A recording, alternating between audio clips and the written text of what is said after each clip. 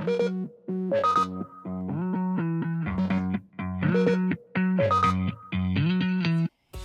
everybody, welcome back to Fandomly Speaking, where each week we speak randomly about fandoms. I'm Liza.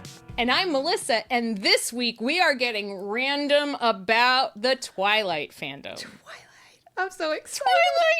Twilight! We're very excited. If you have We're not almost in all these years, so excited. If in all these years you haven't watched or seen Twilight, there will be lots and lots of spoilers. Just all the spoilers. So FYI. And another warning, we are two Gen X autistic, highly unmasked and overstimulated women, and we just never know what's coming out of our mouth because our goal for these podcasts is to just be ourselves. Yes. Even when it's cringy. It's our goal. It's our goal. What do you mean cringy? What are you talking about? There's no cringing. It's never cringy. It's never cringy. I'm just trying to. Here we go. I'm not. There's nothing cringe about that thumbnail picture right there. You know that's the thumbnail. It's you kissing Jasper's picture. Love it. Okay. All right. So, what did you do this week in geeking before we hop into the world of Twilight and talk for about 4 hours? There has been so much Twilight, so we know that went on. Just, oh my God, there was so much Twilight. But I also read Scythe and Sparrow, which is the last book in the Butcher and Blackbird series, which is a serial killer romance. Okay. It's quite funny, Is the serial killer the romantic interest? They're both serial killers. Oh, cool. All right. And it's actually quite funny. Okay. If it can be. I have spent this year trying to read things that everybody always says you should read, but I had not. That's how I ended up reading Handmaid's Tale and Parable of the Sower and stuff like that. And I just put it on my Libby and let them tell me when it's time to read. Yeah. So they told me this week that it was time to read Slaughterhouse-Five. I had never read that. Oh, dear. These are not times to be reading these books. Well, it was, everybody's always like, if you love sci-fi, you should read Slaughterhouse-Five. I'm like, I love sci-fi. And then I finished it last night and I sat there for like 5 minutes going, like, what the heck was that I just read? And I went to MomoCon this week. MomoCon was a great time. So we had a really good time there.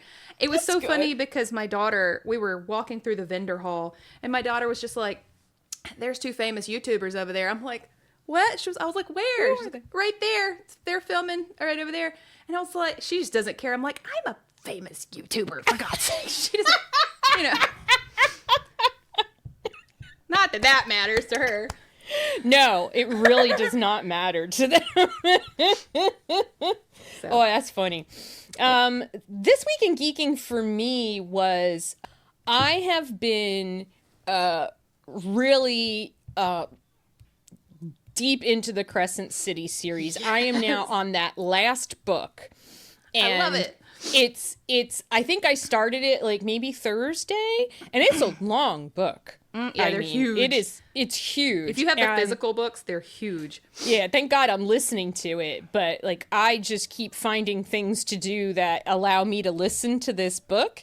Just whatever I can do around the house, or just sit and stare out a window, or go run errands. I'm so glad you like it. Oh, I love these books so much. And so I was doing that. There was still a lot of Twilight, like towards the beginning of the week, and last weekend I was Twilighting very much.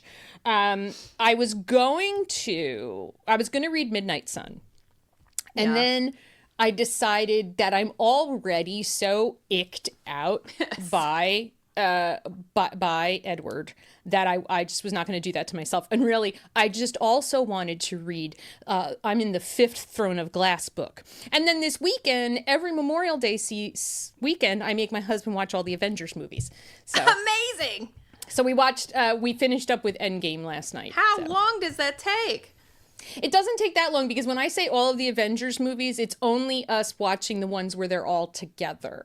Okay. But we always watch Ragnarok because Ragnarok. I was like, my God, did you get up this weekend? Like, good Lord. Okay. No, but it is a commitment. It's like, it's a lot of movies. Some of them are like almost 3 hours long. Yes. And I'm not going to say I didn't fall asleep a couple times. So that's did you see Endgame in the theater? Yes. We saw it good Lord. The night it opened.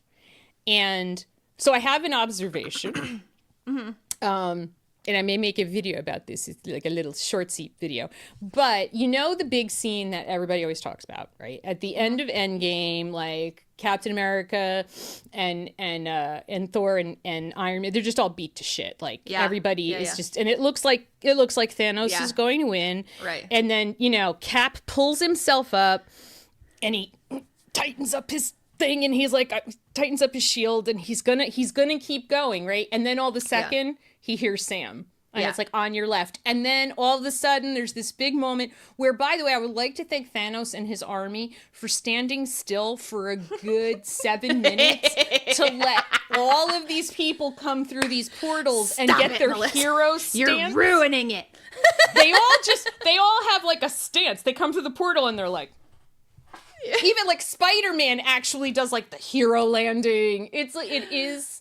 Listen, but it was also, great. It's great. And I mean, in the movie theater, it was great. We lost our shit. Yes. I mean, when I first heard the radio click, click, click, and I was like, is that? Oh my God. And everybody in the movie theater does the same thing. And then when you heard on your left, the whole movie theater goes, ah! And then when he does, and then we all get quiet and we wait. And then he goes, Avengers, assemble. And the whole theater exploded. Here's my thinking. Right now in America, we are at the point where Captain America is beat to shit. His shield is broken. He's lying on the ground, beaten, bloodied, filthy, and feeling like we're going to lose. We are losing. We're going to lose. But we kind of have to be like Captain America and decide. Remember, he doesn't know anyone's coming to help them. Right. But those 3 idiots and the people buried underneath and everybody else, even though they don't know help is coming, they stand up and fight Thanos anyway. Mm-hmm. And I think that we all need to embody a little bit of that here in America. The like, yes, this is really dark and it really looks like we're losing, but we can't give up. But we also need to get up and start fighting. And if we get up and start fighting, pardon me while I preach, Melissa, but if we get up and start fighting, who knows, maybe some portals open and help will come? I don't know. I love how optimistic you are, because I'm over here feeling like we're in the midst of the Thanos snap, except instead of half of it was just all of us. we're just all, I mean, we're obviously in the middle of something really horrible. And I think your optimism, though. I think I'm too much of an optimist to give up, but it does look really bad. It looks bleak. But, you know, if history teaches us anything, it's that the dark times don't last forever. Yeah. The good times and the light times don't last forever either. Right. It's a cycle. That's right. And it's true. God, well, that's why I'm glad that I have friends like you. Keep me focused on better things than what I focus on all the time. Yeah, it's hard. It's not easy. But Twilight. That's been the light at the end of our tunnel this week, Twilight. But in general, fandom is a thing that gives me hope. Yes, me too. It does give me hope. I first of all, I get to see these stories about constantly. The stories are it's always the hero's journey of good overcoming evil. We see the story over and over again. You know, we've seen it in Harry Potter. We've seen it in Star Wars. I mean, the hero's journey is just very overused because it is a human journey, right? Yeah, of course. Shit gets really, really bad, and then we crawl out of it and try to do better next time. Right. So but this week we decided to dive headfirst into everything Twilight. Deep dive into Twilight. I don't know why we decided to do this to ourselves, but we went headfirst. So we both reread all of it. Mm-hmm. We both rewatched all of it. And we why both did we do this to ourselves? We both read Why We Love and Hate Twilight by Sarah Gallagher. And I recommend it to anyone. Yes. Anybody. Read it. Go follow her on I follow her on Instagram. Is she on TikTok? I don't know. Yes, she is. She's very active. She's on TikTok and Instagram, yeah. She's brilliant. She's a brilliant woman who, in the process of writing her dissertation for her PhD, fell into the Twilight rabbit hole. But what's important about that statement is she's a PhD. Yeah. She knows how to write something like this, and it is I would very say if you've well ever written. liked Twilight, or even if you didn't, or if you've ever loved it or hated it, that this is still a great book. It really is a great book. It goes so really in depth is. on everything that we need to know about And it this explains- goofy story. It explains, like, it explains and doesn't explain. It asks the questions like, why do we love it so much? Right. And it tries to explain it, but really we can't. Like, we have been doing nothing for like the last 3 weeks except like we've been buried in Twilight and rolling around in it. It's so much. And talking to each other about it. There's like a million text messages. Every time I see Jasper, I'm like, Jasper! Because Jasper. apparently that's her favorite vampire. Yeah.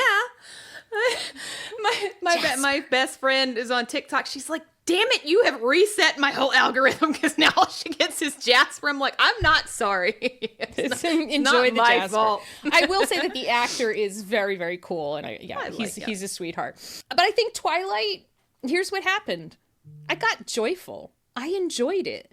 Yeah. I even enjoyed hating it. Yeah. I was Sarah's age, Sarah Gallagher's age. I don't know if she and I are the same age now, but we were the same age when we read it. So she says she read it when she was 27. I also read it when I was 27 and childless. So it was a whole different experience reading it now than reading it then.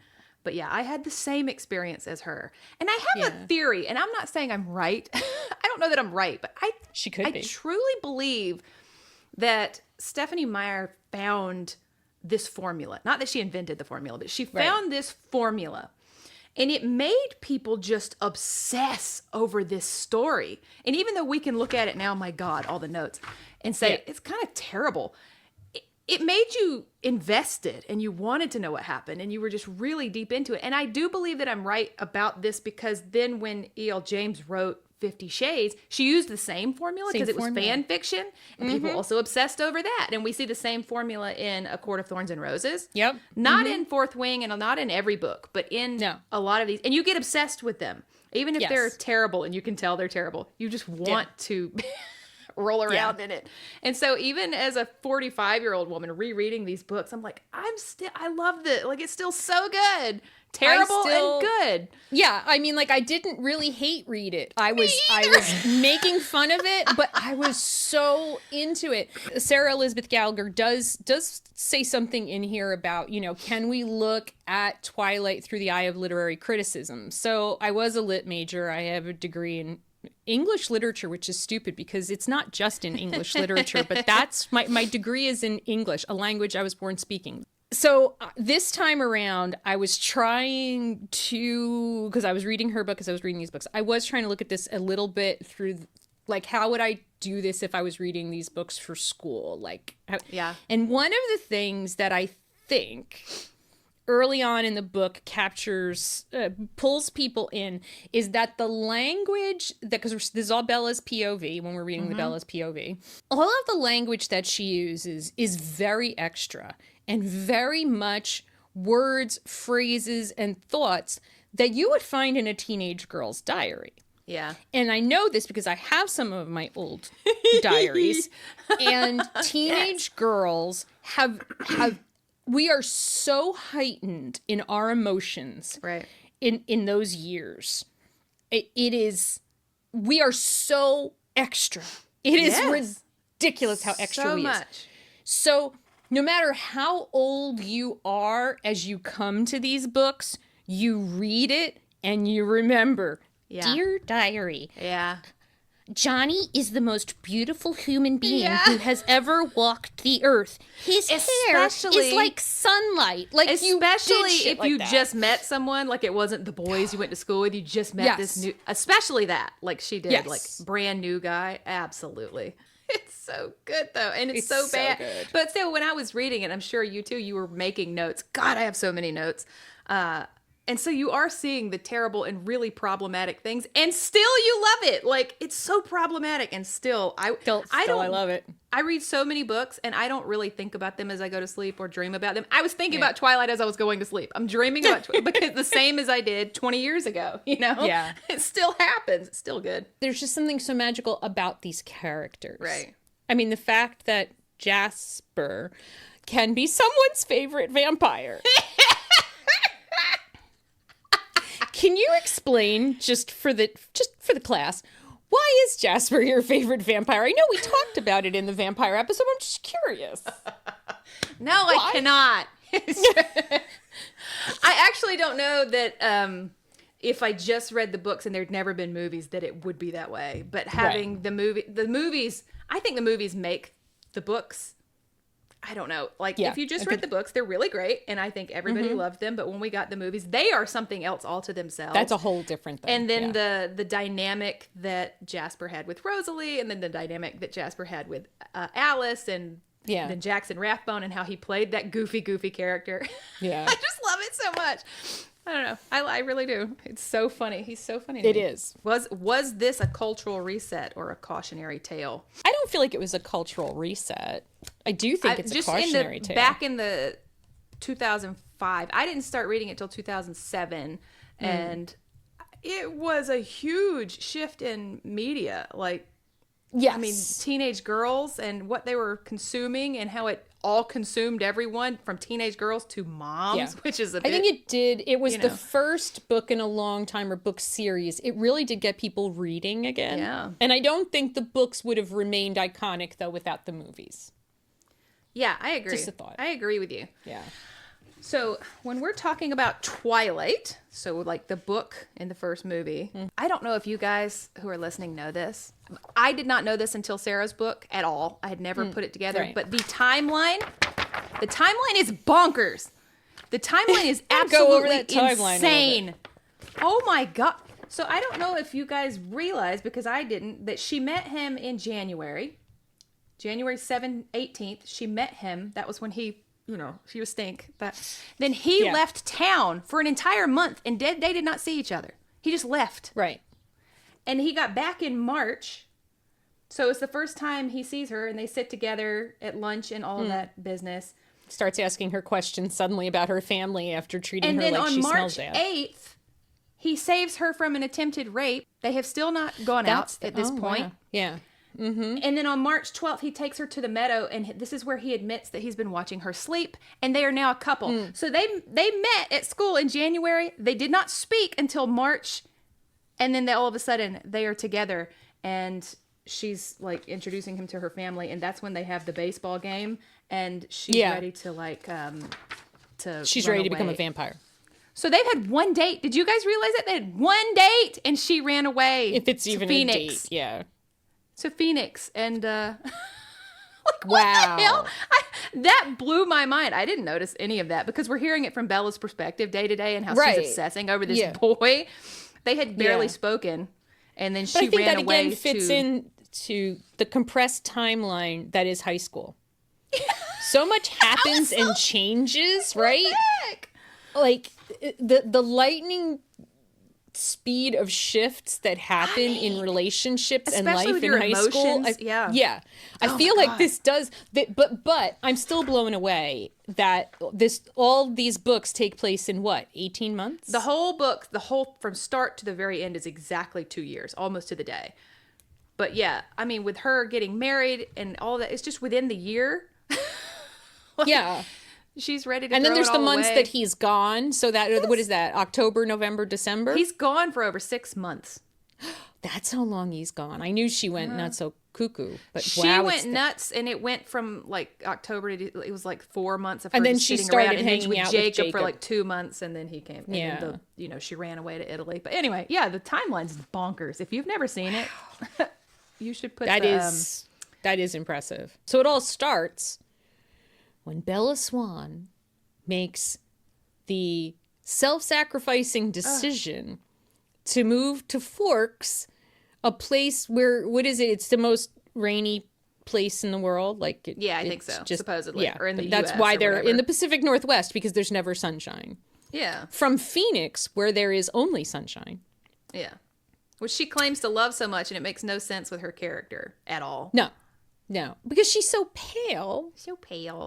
Like, everybody's like, and loves you're the indoors. from Arizona. Why aren't you tan? I don't know. I don't know why she's that sickly white. She should probably leave the house occasionally. But Bella, I don't know. How do you feel about Bella? Because Sarah talked a lot about her being a self-insert. I don't know if I agree with that or not, like for Stephanie Meyer or for yourself as a reader, but she reminds me of Belle from Beauty and the Beast. Yes. This a little bit.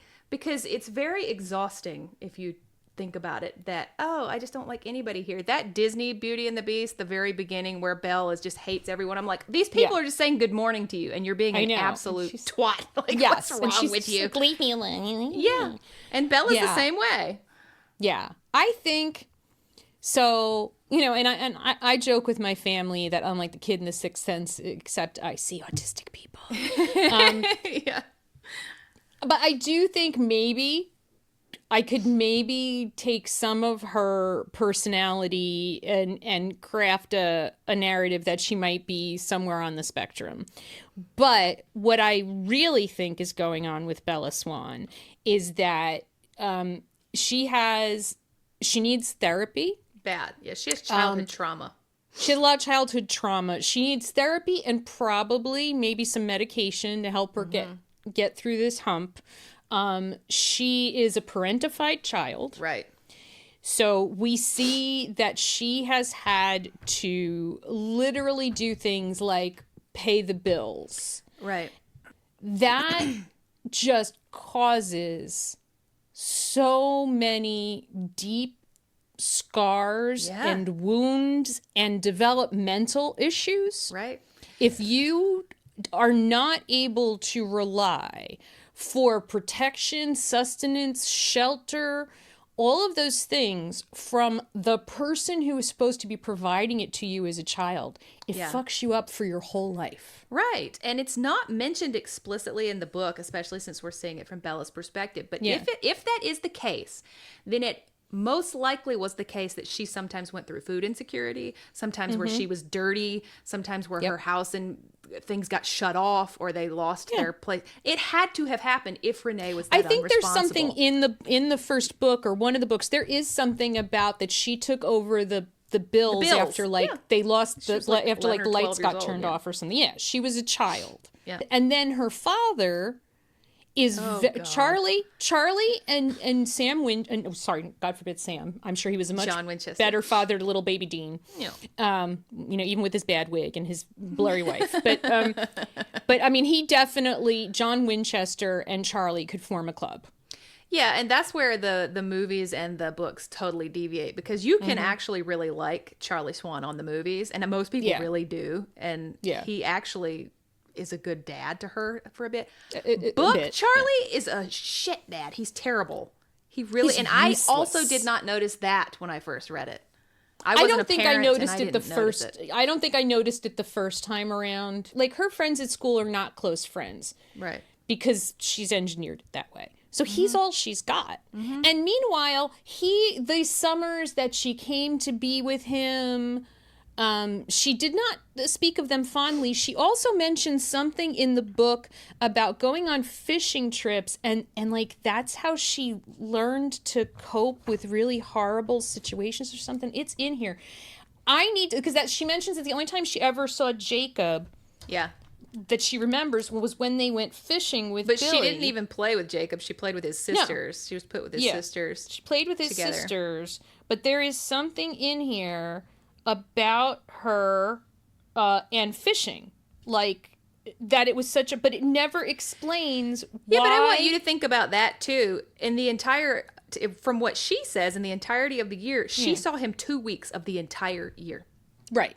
For most of her life. But I think maybe they only said it they didn't say it in the book that he went to Phoenix, right? No. Or is that just a movie thing that he stopped? No. Eventually he went to Phoenix a few times, but that didn't happen in the book. No. It didn't. And if you guys are like, you're giving Charlie a hard time, I actually texted Melissa because there's that scene in New Moon where everybody gets the stomach flu.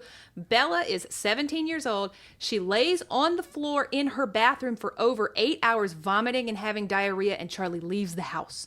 Can you imagine doing that to your child? Just leaving them on the bathroom floor while they're sick? Did he leave her something like a glass of water? He didn't leave her any soup, crackers, Gatorade, nothing. No medicine, no doctor. He just left her laying on the floor. It says he wanted his own bathroom, is what she says, and he left and went to work while she was sick on the floor. I was like, what the hell is wrong with you? So That's horrible. awful. He's completely so everything that Bella does, even though we're going to talk about a million red flags, a lot of really bad decisions, all of the ways that Edward is not good. No. This girl didn't have a hope. True. She was going to end up alone, dead, or with someone like Edward. And in a way, this is a dream, like a wish fulfillment, and maybe that's what all these books are. A wish fulfillment book for young girls who are in completely hopeless situations and alone and feel like no one is ever going to love them. That's why we love this book. Maybe so. Because she didn't get preyed upon. She got preyed upon by a monster, but he's a good one. He's a good monster. Because the monsters are out there and they're looking for girls like Bella. Right. They really are. They really are. Oh my God. So then in comes Edward Cullen and all the Cullens. Now, I've been seeing a lot on Instagram lately, and I never noticed this. And so then when I watched the movies, I was like, first of all, when they're in the cafeteria, they have weird foods with them. The movie is so funny with none of that's talked like about. Just in a the book. Banana. Just one baby carrot set where Edward some like sits. eggs. Like not scrambled or anything, just eggs. Yeah, Emmett carrying his bag of eggs. His bag of eggs. And apparently, I think we learned this in Sarah's book that that was a decision the actor made. Yeah, he did. He had them on set himself. He's supposed to be working out all the time. He had them on set himself, and he told her, he was like, he would have these. I'm going to take these. And she was like, all right. All right. So I mean, but then they sit there like it's weirder in the movies. In the books, it's less. I mean, it's like, okay, they sit by themselves and they're weird, but I don't know, because in the books, she says every time she sees them, they're sitting there all looking in different directions and not speaking. That's pretty bizarre. That is a little weird. Yeah. Like, could you stick out more? The whole point is for you guys to blend in. You're not doing a good job. Why do they go to high school? Can someone explain to me why they go to high school? It doesn't make sense. And Sarah puts in her book that this proves, this is another thing you guys might not know,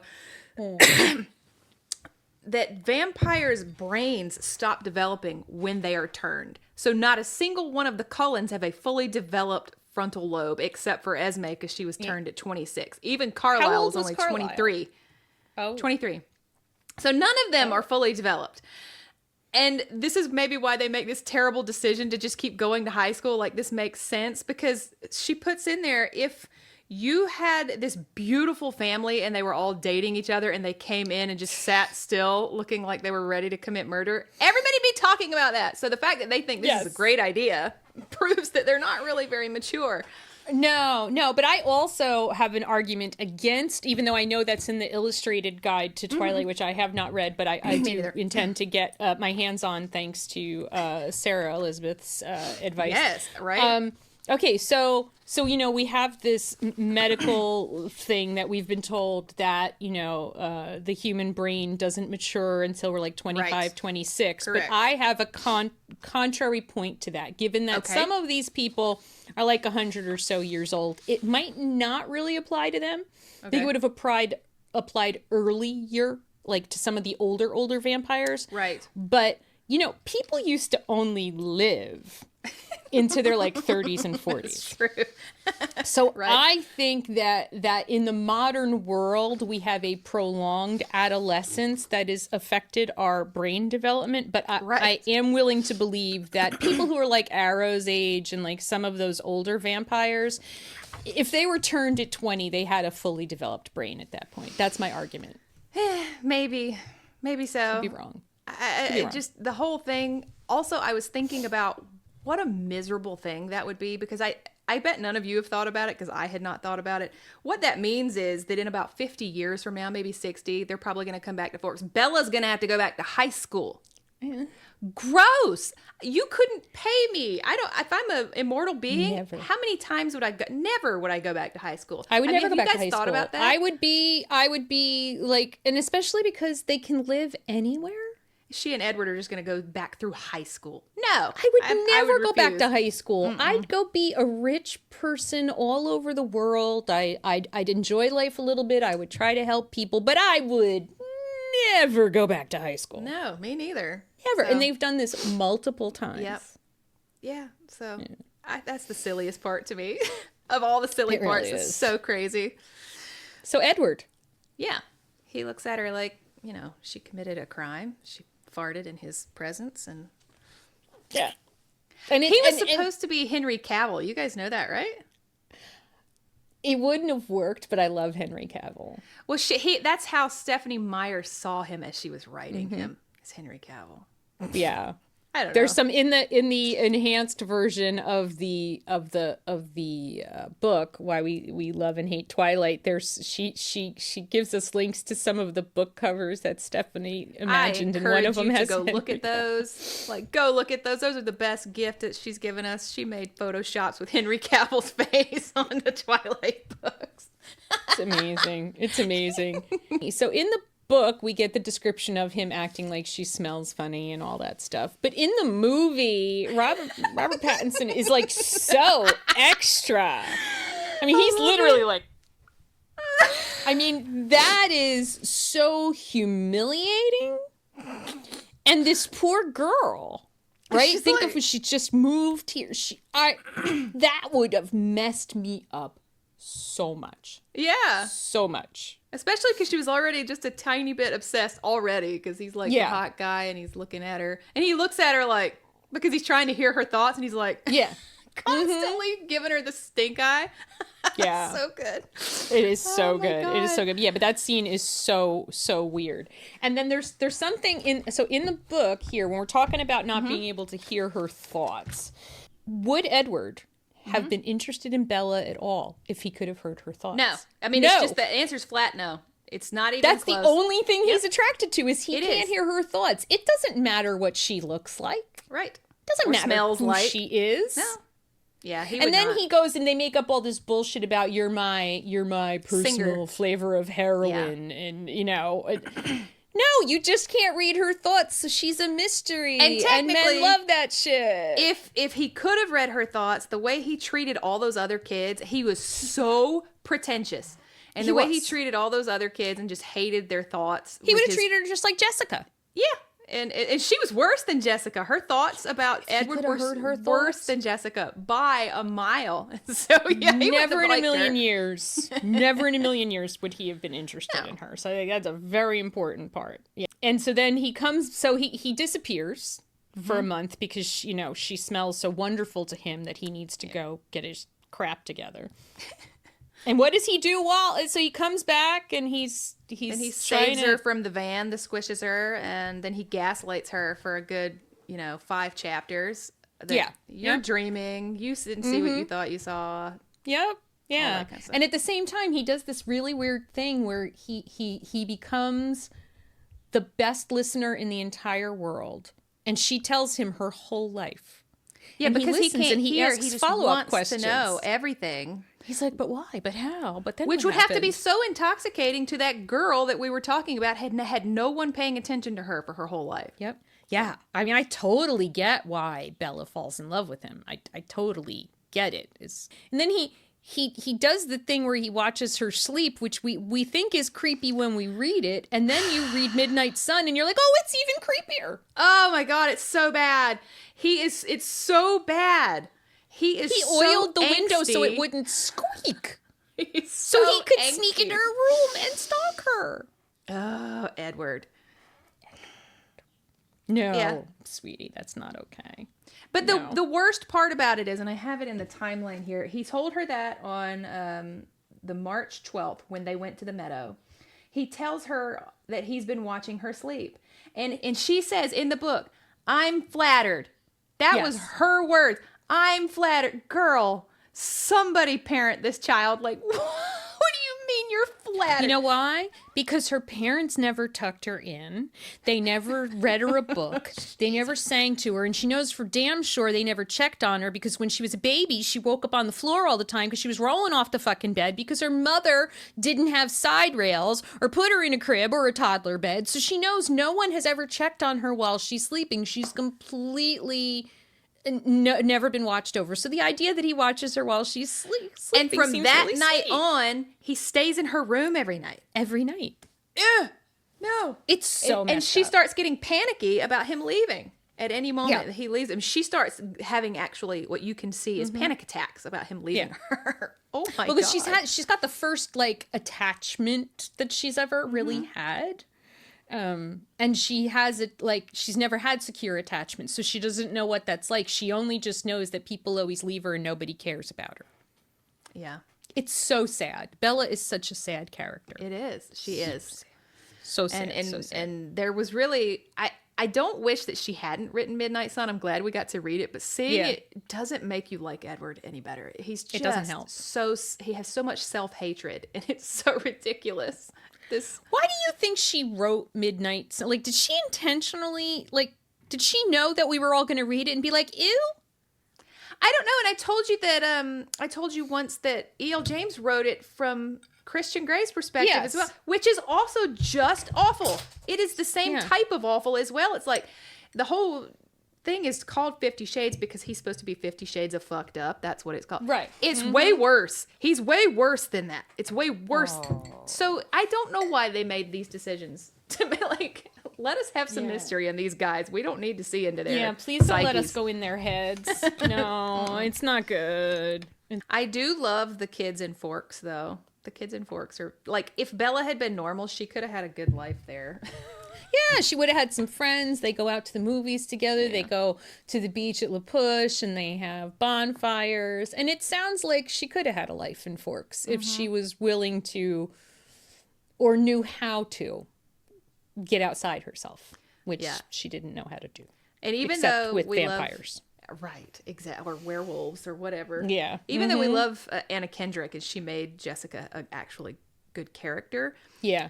It sucks seeing Jessica's character from Bella's perspective in the books because she is just a sweet, normal girl who wants to be friends with her. And all Bella does the whole time is, she's chattering. She's blabbering. She's carrying on. She sucks. It's like, you suck. No, you suck. You're not listening to her. She's trying to connect. She's trying so hard to connect with you. Yeah. They all really try. Even the girl who's a little mean. Yeah, Lauren tries. They all try, and she just keeps. Poor Mike. Poor Mike. And Edward has such a thing against Mike. It's like, dude, grow up. But then again, he's got the brain of a teenager. Correct. 100 years old with the brain of a teenager. And isn't that a nightmare to be forever stuck at 17? Even developmentally. And it's not that he can't learn, but he's developmentally with his emotions and his mind stuck at 17. How awful. Yeah. That'd be horrible. Did you feel different about Bella this time than when you first read it? I actually had more empathy for Bella. Yeah. This time. Yeah. Originally, she ticked me off a little bit of a Mary Sue thing, a little bit of a, not like other girls. Yeah, the girl who only wears chapstick and mascara and the hot guy's in love with her is how I first read it. So she was annoying to me in that way. Reading it now, I just have so much empathy for her, and I wanna like go help her because that's right. Nobody's taking care of her. Yeah. How about you? Yeah. Yeah, that's exactly right. I felt the same way, that she just needed therapy. She needed parents. She needed someone to step in. Literally anyone who cared about her. She had none of that. She was in the hospital for ages because she almost died. Right. Yes. Nobody looks into that. CPS doesn't be like, excuse me, Mr. Swan, I know you're the sheriff and all, but what the fuck is going on with your daughter? But that's another thing with Charlie. She literally told him, I can't stand it here. I'm leaving. And he lets her go. He lets his 17-year-old daughter driving leave in her a piece crappy of truck. Shit 1950s truck in the middle of the night, and she's gonna drive to Phoenix. Yeah. And then he's like, but you're gonna get... She's like, I'll stop in a motel somewhere along the way. And he's like, Okay, I guess there's nothing I can do about this. I'm heartbroken, so you can go. Yeah, exactly. Was there anything this time around that seemed like that hit you as being better than the first time or two around? I don't know if it was any better. I think it was just I was more self-aware of everything that was going on. I think I actually understood the Volturi, or I paid more attention to what was written about them this time, because I felt like I think I kind of glossed over that. I think probably there was a part of me that was like, you guys are never going to be Anne Rice's Venetian vampires, so stop trying to be. And so I kind of discounted them this time I actually kind of read a little bit more about them. Yeah. So I don't know if it was better, but I understood them. Yeah, I liked all the lore of the whole entire vampire, I don't know, world. Yeah. Yeah, I liked all that too. Yeah. Yeah. But when we get to New Moon, you said that New Moon is your favorite. Is it your favorite book or favorite movie? It's both. It's your favorite book and movie. Because Edward's not in it for the majority of the time? I'm going to tell you why. Jacob. Because for the first time, I feel like Bella has a real friendship. Yep. A give and take friendship. She shares herself. He shares himself. They laugh together. She lightens up. She does things. She becomes more of a part of a community. She starts to, she knows his friends. Yes. Yeah. What we've talked about, she's getting that. And on the reservation, they are such a close-knit community that she's really experiencing that for the first time. It breaks my heart. If you're going to be Team Edward or Team Jacob, I am Team Jacob. And very often, even in True Blood, like Team Bill, Team Eric, or Team Sam or Alcy, well, I'm always going to be one of the werewolves because, first of all, they're not immortal. Right. There's a lot of issues when having a relationship with an immortal being. And second of all, they're human-ish. I mean, they're warm-blooded. Yes, they have this magic that they can transform. They're shapeshifters, but they're human. Yeah. They experience, they eat, they go to the bathroom. They when she has to keep saying, I need a human moment. Basically, she's like, I need to go take a shit. Yeah. And you need to not think about that for a while. You imagine Bella. He's got I did imagine. Superhuman smelling. And hearing. Like, he can hear everything she's doing all the time. When I read it, even way back 20 years ago, I didn't really consider myself team one thing or the other, but I just felt like even back then she needed to be with Jacob because he was so much healthier than she was. I mean, healthier for her than Edward was. Healthier for her, but also healthier than she was. He had a family unit. He had a support system. He had friends. Right. He had interests. And the way they put it in the books is really actually good, that she needed Edward because he was more like a drug, and she needed Jacob because he was like her sunshine. And that's such a really good, way to put it. She needed the lightness in her life. She needed that light and that humanity and that spark of life that Jacob brings into her life. Yeah. And literally, and there's something to be said. Death. There's something to be said that she didn't need either one of those boys. She didn't need those boys at all. There's something to be said for that. But I saw a whole debate recently about what would Bella's life have been like had she been raised by Charlie instead of Renee? Like, had she stayed with him, and how her life would have been. I mean, he might not have been a shit dad if he'd raised her from a baby and had her all the time. He might have had help. She would have been going to La Push frequently. She would have been friends with those kids from school. She probably would have been friends with Leah, Clearwater, and Rachel and the girls there on the reservation. Her life would have been so different. Yeah. And she would have had, even though Charlie, it probably would have struggled if at some point little Bella ended up in his responsibility. Again, he had a community. The people on the reservation were his friends. Right. They would have helped him. The women would have helped him. That lady at the diner that he liked would have helped out. You know what I mean? She would have totally. Those women would have jumped in and had the menstruation conversations, because they know how to do that, because they know how to support each other. But that's not the story we got. That's not the life Bella got. No, it's not. Instead, so New Moon. Okay, yeah. So New Moon. it's not your favorite book?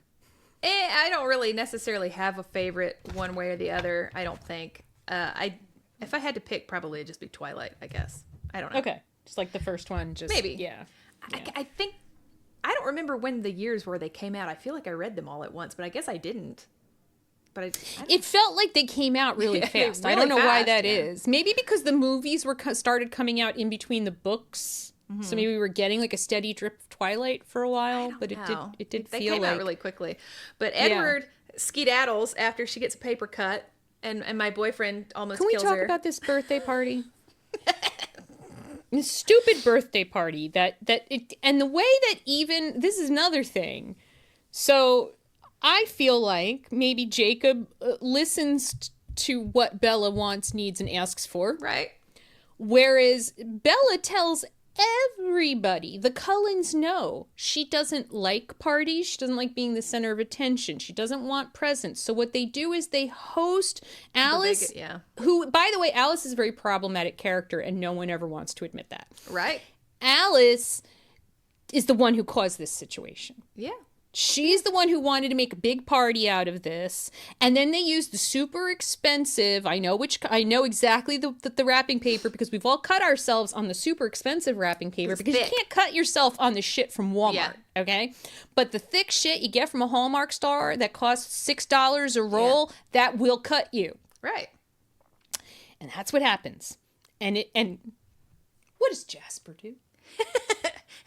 Because Jasper, he's only been at this life for 50 years. Melissa, give him a break. I mean, that's the funniest part about Jasper's character to me. They keep saying he's the newest of us. He's been with him for 50 years, not a week or a month or 2 years. No, I would think in 50 years you can handle a fucking paper cut and not lose your shit. And if you can't, this lifestyle is not working for you, dude. He's only been there for 50 years. Give him some slack, okay? And that one drop of blood, like sharks in the water, just causes a chain reaction. And then, what is it? Edward throws her across the room into the table. Oh my God. It all just everything is just a huge disaster. And then she's got those presents in the closet. Then we get the scene where Bella, where Bella gets sewn up by Carlisle, and they have a moment, and everyone in the whole fandom's like, would you two like a moment right now? Yes. That scene in that movie, because she holds onto his waist and he's got her chin okay. We're all on Team Carlisle now. Right now. Yeah. And I just found out recently that there's a lot of scenes in the movies that are callbacks to the book covers, and the new this thing on the new moon. You know the scene in the movie when he lights where's the camera? Okay, so the scene where he lights up the gauze and everything. Yes. It's supposed to mimic this. Are you serious? Yes. And then there's a scene in Eclipse where apparently she cuts her arm and it bleeds like a ribbon down her. They play chess in Breaking Dawn when they're on their honeymoon. He does the little apple thing in the cafeteria in the first book. And the first movie. Oh, I didn't know that. See, I did not know that either. Weird. People worked. That was very cool. They worked that in. Yeah. So then he breaks up with her. Let's talk about the breakup. I never loved you. He knows all of her insecurities at this point. He has spent a lot of time. He's asked her. He's been like a therapist. So tell me, how did you feel about that? Mm-hmm. And about your mother and about Phil and your father and all this. He knows. And I get that he's got the brain of a 17-year-old, but also he's been alive for 100 years. I also don't understand why anyone in his family didn't say, I don't think this is the way. Like, Rosalie might have been a good person to say, this might not be a good idea. I wouldn't trust Alice. Alice is right. But didn't Alice tell him, because I think Sarah Elizabeth talks about this in her book, didn't Alice tell him ahead of time that she has a vision of Bella being like catatonic and depressed and falling apart because he left her and then he leaves her anyway. Yeah, that he wouldn't do that, but he keeps saying this is the only way to keep her safe. And again, when you read Midnight Sun, it's just his deep self-loathing. Oh, we don't get his. Do we not get his perspective of that in Midnight Sun? But he just has this deep self-loathing that he's never going to be good enough, that he's not what she needs, that he's going to get her killed. It's all his fault. Poor me. Yes. I'm a monster. I'm a monster. Yeah. You shh. Yeah. Sorry, Jasper. I will not besmirch. I will not besmirch. So, yeah, I wrote down she walks into the forest and just lays down to die. Yeah, what did happen to her there? Did she just... I mean, she just completely dissociated in the forest. I think like, she had her a love break. for him was... So that was her psychotic I think break. she had a psychotic break. She broke and just... Because she didn't know even what happened after that. No, she didn't... No. And she was out there long enough that they had a really search party. You know, Charlie has a search party and they have the wolves come out and all that. Yeah. And then Sam Clearwater finds her. Sam Yulee. Yulee, I'm sorry. Yeah. Sam Yulee. I mean, Leah wishes. So I'm sorry. It's so awful. It's so awful. And so then she begins the catatonia, which I think the book does one of the best little things ever, when it's just like you flip the page and it's just like November, December. I like the way they tried to communicate it in the movie, but nothing will be ever as powerful as that book of no pages. That tells you everything you need to know. Yeah, because the movie did the seasons changing as it went around. Yeah, but what we learn by the time we get back to her is she has now gone on autopilot. At some point during that, she went back to school pretty fast, it seems like. I think she went Charlie, to school. Yeah, she she went through this thing, maybe had a little exposure stuff, and then I think she takes off a day or two, and she goes back to school. And no one notices. But I think her friends did notice, but they thought she was just quit. being They surly. Knew that Edward broke up with her, and they knew that she was having a hard time, and they just ignored it, I guess. But I mean, that's what kids would do. If when I was in high school, if I'd done that, that's what kids, they just let you be. Well, also you get really tired of it too. Yes. You know, I've gone through, because I didn't date, but I went through people's, mooning and depression and whatever. And I do get very tired of it. I'm kind of like, even though I've been broken up with and I've been miserable, I've also forced myself out of it really quickly. And so when somebody like 6 months later is still like, can't get on with their life, I'm like, girl, I can't take it anymore. Yeah. I can't with you right now. I can't.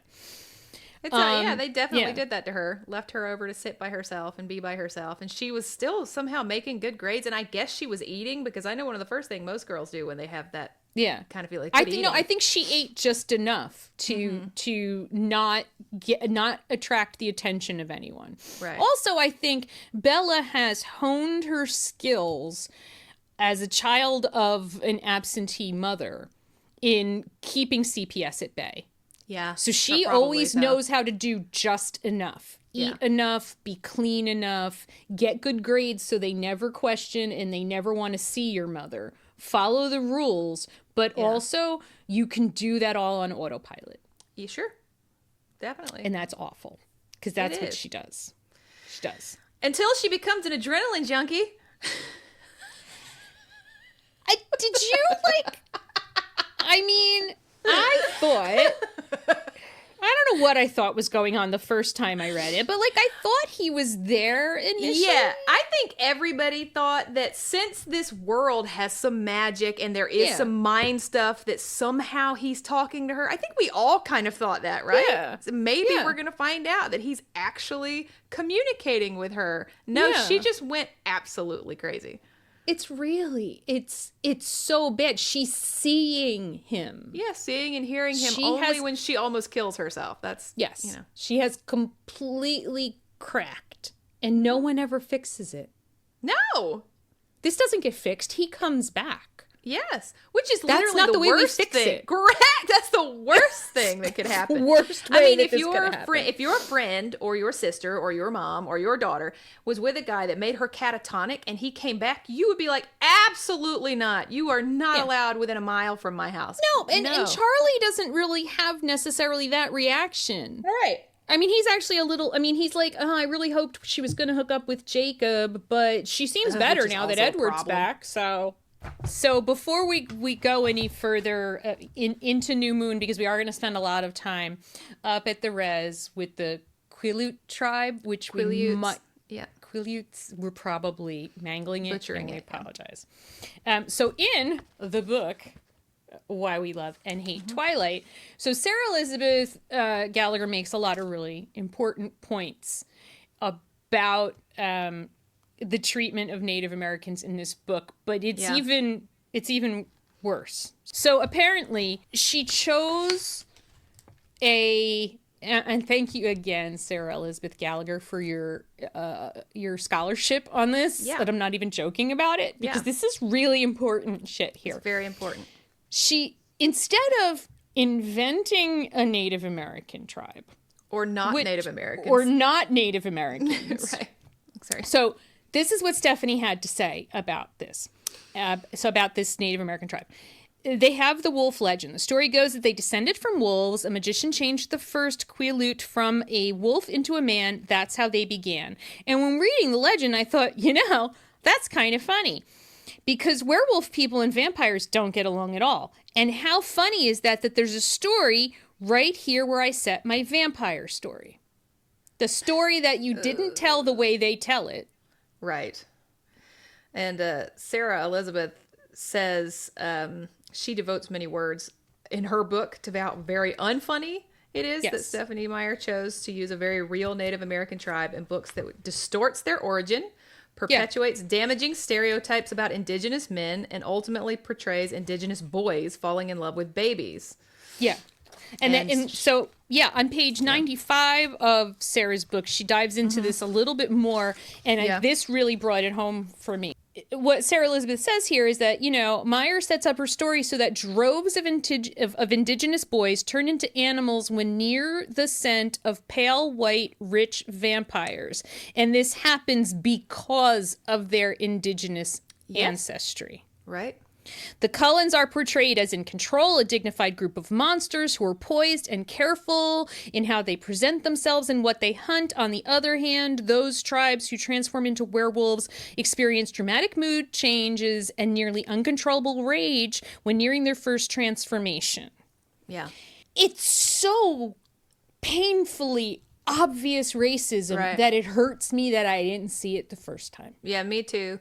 And one thing that they talk about, so we talked about how, and this is all from Meyer, not stuff people have made up. This is from her own illustrated guide and her wiki and her own website. Yeah. She says that the vampires stop developing mentally when they're changed. How, on the other hand, when the werewolves are changed, they go to fully developed men. So Jacob is now a 16-year-old boy trapped in the body of a 25-year-old man. Mm-hmm. So he's aged up. Yeah. But he doesn't have the maturity or ability to handle that. And he's got rage issues. And on page 97, she said this, I love this. To have human beings exhibiting behavior that is essentially restricted to animals because of their indigenous heritage is, again, deeply offensive. Yeah. And then the actual members of the tribe. So it's an actual tribe. Yes. It's a tribe that's up there. If you do know anything about the life of Native Americans in the country of the United States, we treat them like shit.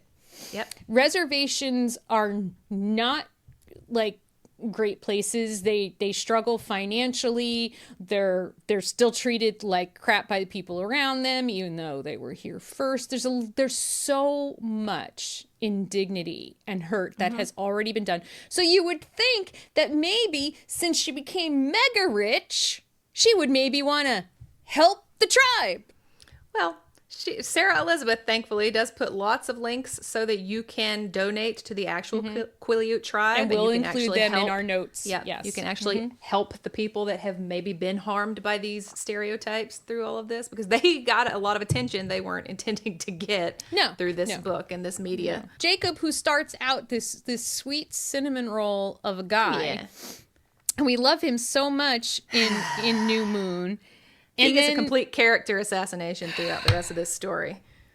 Shit just goes sideways. It just goes so wrong. Even to the point... Oh, is this your note? Jacob's nice guy mask slips so fast it's almost impressive? That's my note.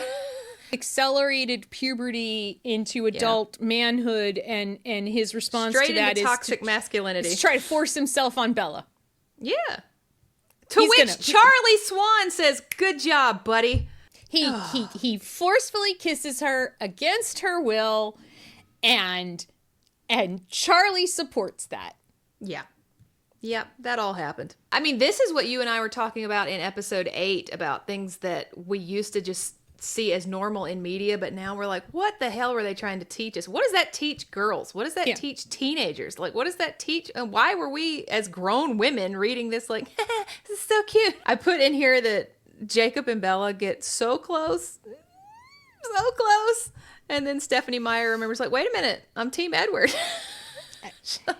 She loves Edward. Stephanie Meyer loves Edward. What is the timeline on New Moon? How does this book go? So in New Moon, she wakes up around January again. So it's been a year since she met Edward the first time. She finally wakes up, starts hanging out with Jacob.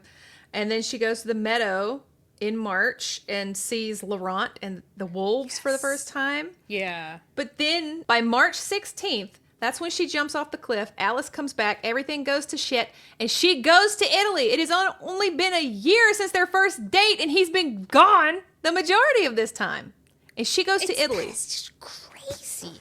Passport. It's just on a plane. Yeah. Got a passport. I don't have a passport, but we're not going to talk about it. She's on a plane to save him within a year, and he's been gone the majority. They have literally only been together less than 6 months of that time. And not even consecutively. Okay. Right. Yeah. I mean, it's really messed up. And this whole stupid story feels like we could have done it better. That the thing that leads to this whole thing of Edward trying to kill himself by sparkling in Italy, so the Volturi will have to kill him because he is not strong enough to kill himself somehow. I feel like if he'd have asked, Rosalie probably would have done it. Right. Rosalie would be like, I'll chop off your damn head. I don't care. Yeah. Just ask real nice. So Alice sees Bella. Alice, you're so unreliable. Yeah. You saw her jump off a cliff. You didn't stay around in your vision long enough to see her come up or get saved by Jacob? Because she can't see the werewolves. Oh, that's right. But then how'd she see Bella jump off the cliff? Because the werewolves weren't there. Remember, she jumped off by herself, and then she got saved when she was getting battered by the waves against the cliff wall. But there's so many plot holes about her not being able to see the werewolves. It's like she conveniently can see something sometimes, but not other things. Yeah. Yeah. There's so many holes. Yeah. So then we have Bella going on a vampire intervention road trip. And I wrote in here, she saves Edward from sparkle exposure in the middle of a vampire pride parade. Because that's what it is. It is. That's pretty funny. But the best thing to come out of the whole story was Michael Sheen doing Arrow. Oh, he is so good. He eats that up. I don't know why he decided to play him that way, but it's the best thing to come out of the whole series. It's so good. It is so good. Now, why they chose Jamie Campbell Bower as Caius, the oldest one, never makes sense to me. I don't understand it. He's so good, but I'm like, okay. I guess he was available. I don't know. Yeah, he's good, but it's such a weird choice. The Volturi. I want to talk about the Volturi. So they're set up to be so terrifying, right? Like it's like Volturi. Yeah. But in the book, I feel like they're actually. Am I crazy that they're almost a little bit like oh, okay, that's what's going on. All right, that's fine. Like, they're not as scary as I think they should be, except the part where they do, grab tourists and eat them. Yeah, that's awful. But also, by the time we get to... But by the time we get to Breaking Dawn, and I think this is a really important part, there's just one little spot, and I don't even remember who says it, but they say the Volturi are actually supposed to be the good guys. They're like the police. They're not supposed to be the bad guys. Right. You know, they're the ones trying to keep the peace and make sure that the vampires can stay hidden and just live their life. So they're not actually supposed to be bad guys. No, I mean, yeah, they're the police over monsters who, as we have seen from James and Victoria, and even Laurent, who at first were like, he's supposed to be a nice guy, and he goes up to be with the people in Denali, and he's like, you know what? I'm really not still liking crave animal blood. people blood. You smell good, Bella. Yeah. I mean, it's like, wait, like even she's like, but wait, weren't you supposed to be one of the nice ones? Right. Which also should make you stop and think, are there nice ones? Yeah, exactly. Are there really good vampires? Because didn't Jasper, who's supposed to be, you know, Edward's brother and your friend, and it's your birthday party, but you got a paper cut and he wanted to eat you.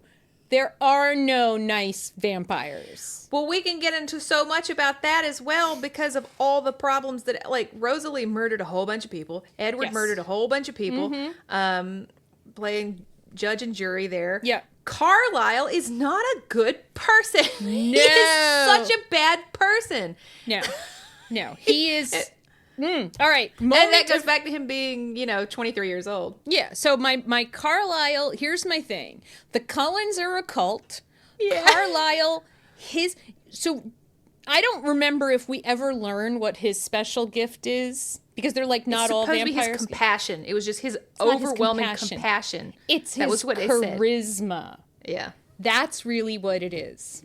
Well, that was Jasper. His charisma is well, what made Jasper him, can make people feel things. Carlisle has managed to convince these vampires, and we can see how hard it is for them. We are constantly reminded how hard it is for them to deny this. But they follow Carlisle. Carlisle is in charge, and they believe everything that Carlisle tells them. They live the way Carlisle tells them to live. They are in a cult. They are in the cult of Carlisle. They are living in a way that the rest of vampires... So there's these people up in Alaska, maybe, the Denali tribe. But does the Denali tribe seem like the Cullens? They sound more like a tribe, and I don't know. We don't get to know. I would like to see a book about them. But I mean, Carlisle, there's just so many issues surrounding Carlisle and how he treats people and how he treats his patients, especially since we get into the medical aspect of this with the way he does patients. And in Midnight Sun, we find out he just puts a woman to sleep on the side of the road. yes. He's stealing blood for Bella and the baby. Yes. Like, like the moral implications of taking donated blood to be used just for baby. That's just gross. It really is. It really is. And and his decision to make Edward.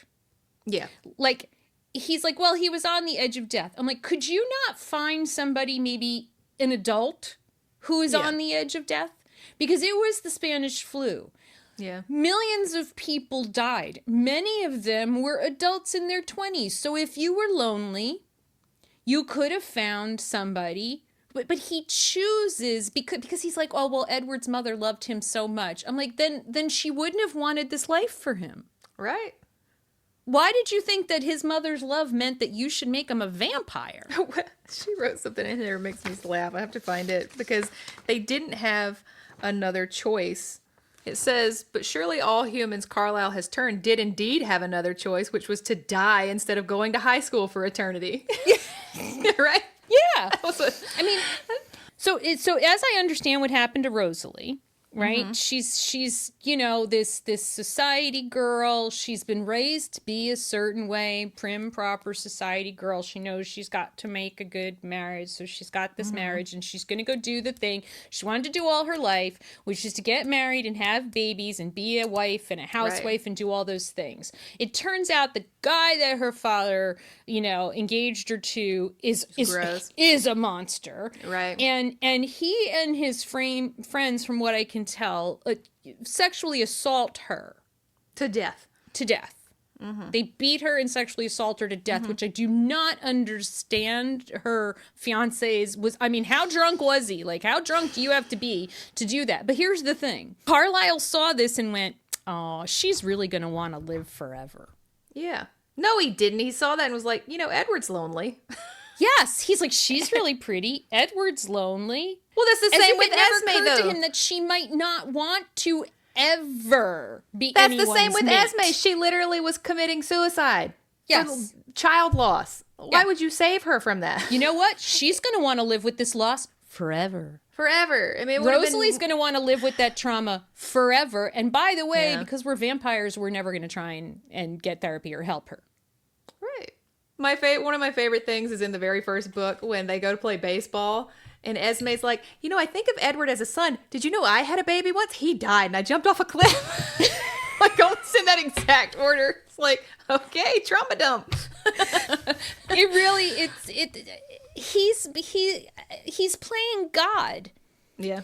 But he's picking people who, much like a cult leader, he's picking vulnerable people. He picks a woman who committed suicide, a boy whose mother has just died and he's dying in the middle of a global pandemic, and a girl who has been gang assaulted by her fiance and his friends and left to die. Yeah. These are people who are vulnerable. Yeah.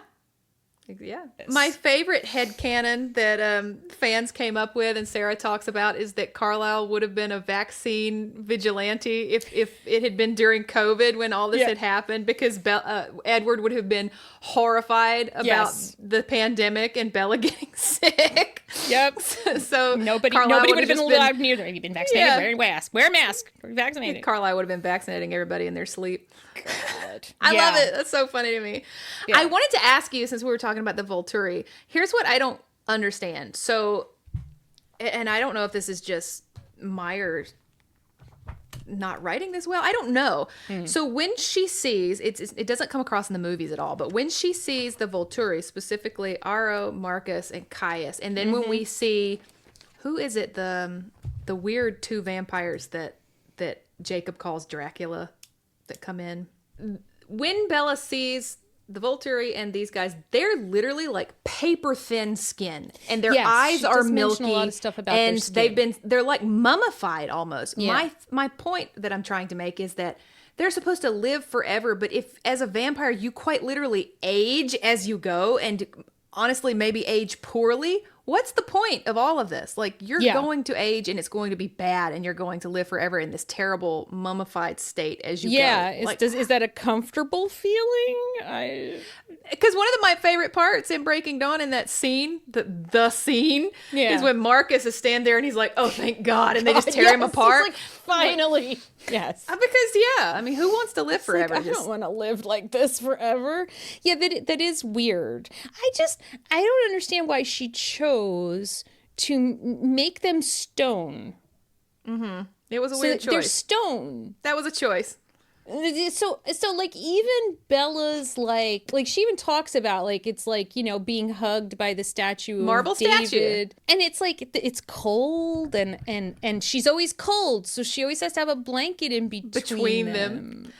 Another thing that I never thought about until Sarah Sarah so much. Sarah brought it up is that all their kisses have to be closed mouth kisses. So all the way up through their honeymoon, they have to have closed mouth kisses because of his venom in his mouth. So never did this occur to me. He's just having hard marble, cold mouth statue of David kissing. And she's like getting all turned on by it. She fainted.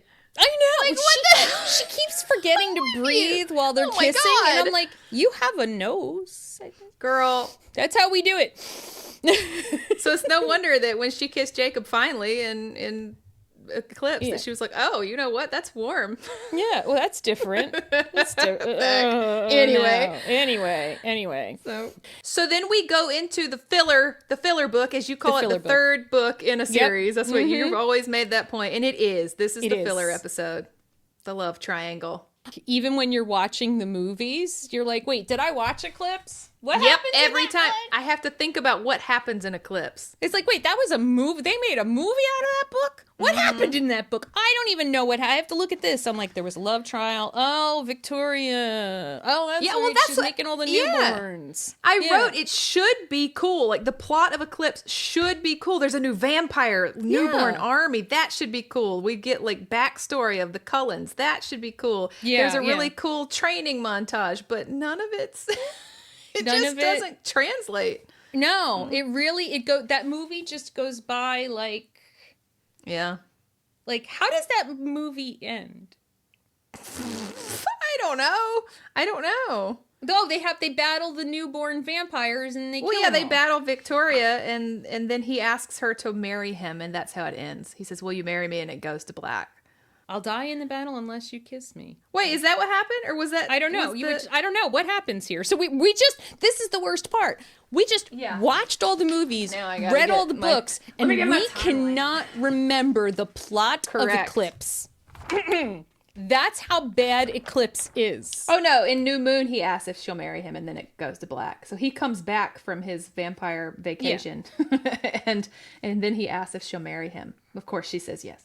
And so now they're preparing to yes. Oh, I remember this is why I hate Eclipse. This is one of the many reasons why I hate Eclipse, other than the I can't remember it. Do we spend this entire book with her explaining why she doesn't want to get married? Yeah, it's the wedding planning. She won't marry him. She's not going to marry him. And then she blackmails him. Yeah. And says that she will marry him. She will walk down the aisle, you see, because she doesn't believe in the institution of marriage. Yeah. But you believe in getting transformed into a vampire None and of it makes sense. So this her whole no marriage thing is the stupidest, most contrived bullshit ever. Yes, and then the whole thing. She gets him to agree.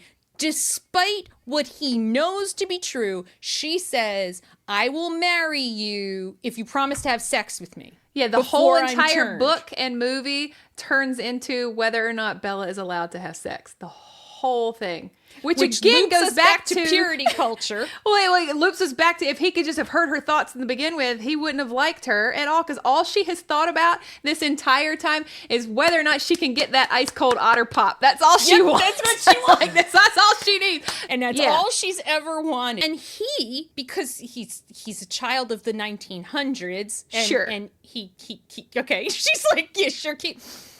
And Carlisle, cult leader Carlisle, what did he make? Jasper and Alice. and Rose and Alice get married. Yeah. Before they could live in the house together. Yeah. He made those people get married. They're fucking vampires, dude. And they're teenagers. But they can't live under the roof and have sexual relations unless they're married. Because sure. So the whole thing, what I put in my notes is that it turned into abstinence propaganda, which when we learn about Stephenie Meyer being Mormon, it makes more sense that this is coming from her religious background. Yeah, probably. I mean, she's in the LDS church, and these are her beliefs, and so she transferred them into the book, which is totally. I don't have anything against abstinence culture, purity culture, as long as it isn't, misogynistic, which it often is. And in this case, they make the normal obsessive urges of a teenage girl. Yeah, except that he thought that Jessica was disgusting because she wanted a hug. And poor Bella doesn't know how closed-minded he is, but she's still going to marry him. Yeah. Sure. She's still going to. She doesn't realize what he thinks about a girl with urges like hers. Right. Well, he thinks that she was utterly indecent in her floor-length khaki skirt and good old Edward Collarbones Cullen, Yeah, and then Alice buys her nothing but slinky lingerie for the honeymoon, which we'll get to that in the next book. Oh my God! This is the book. We already talked about this, but this is the book where we forget Eclipse even existed. This is where Jacob kisses Bella. We talked about it in New Moon. This book, yes, because we forgot that this book existed. Yeah, Jacob goes full on. This killed me. It killed the whole thing for me. He went full manipulation. Like, oh, you'd be better if I was dead, or better you dead than with him, and I'll die unless you ask me to kiss you. What are you talking about? He gets so awful with the whole manipulation, and I still stayed on Team Jacob all the way up through this. I'm like, yes, don't you see that he's better for you? Don't you see he's warm? He's in this. He's warm. He's warming you up. She's gonna freeze to death, and he's warm. Come on, God. I did like the I said they trained the doggies in the field. I did like the training scene where they trained the wolves and they kind of work together. But this is the book where we get the really gross imprinting stories, right? Yes, because we find out about Leah and then Sam. Emily and Sam, and that even though Sam exploded in a fit of rage and mauled Emily to the point where she's horribly disfigured down one whole side of her body, she's married to him anyway.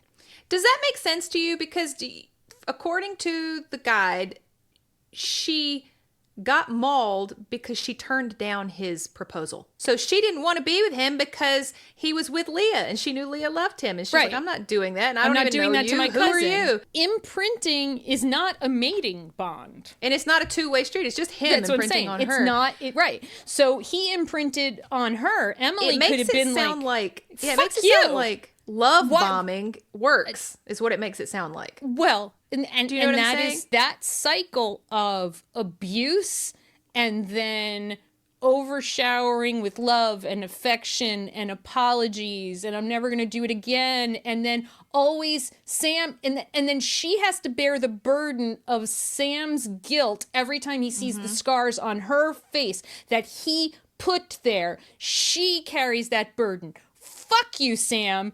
I'm not carrying your burden. I'm carrying the scars. I'm going to go live my life without you. Yeah, because according to I don't Jacob, want to spend the rest of my life having to worry that every time you look at me, you feel bad because what you did to me. Do you see how that's fucked up? And according to Jacob, according to these legends, he would be whatever she needed him to be. So he didn't have to be husband and lover. No. And she could have been like, I don't, you leave me alone. That's what I need from you right now. Absolutely. I need you to leave me the hell alone. Thank you. Yeah. And then we get Quill. Is it Quill and Claire? Quill. Yeah. And the baby, the 2-year-old. So that's the first time. Oof. And as soon as that happened, even reading the first book, the first time I found out that a grown-up or sort of, or a teenager could imprint on a toddler, I was like, oh, this is going to happen. Yeah, it's gross. This means something, because writers never write anything unless it means something. Right. And I don't know Stephanie Meyer. I don't know her thoughts. There's no accusations. I have nothing towards her. I'm just saying, why would you write this? Why would you put this in there? There's so many things about babies and children and things in these books. It makes me why wonder, would this be in there? I went and looked her up this morning because, Mary Shelley, who wrote Frankenstein. You're like, where's this going? Okay, Mary Shelley, who wrote Frankenstein. Yeah. Mary Shelley had fertility issues. Yeah. And had a number of stillborn children. Yeah. And it is out of that grief and that exploration of death and loss that she wrote Frankenstein. Yes, so I was wondering, because when we get into in Breaking Dawn, we get this graphic explanation of the immortal children, which they even gave us a scene in the movie with the wife. Yeah, we didn't need that. We did not need to see the bloody toddler sitting on a bunch of dead bodies. Thank you. Yeah, there's a lot of horror around childbirth, pregnancy, children. There's a lot of inappropriate relationships between adults and children. And I thought maybe there was something about her history that would explain it. She's one of 6 children and she is married and had 3 sons.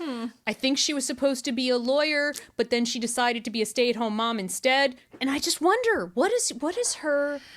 Because we not only get this weird, the weird Quileute wolves imprinting on anybody, babies and toddlers. Right. But we also, and you mentioned the immortal children, which is also weird.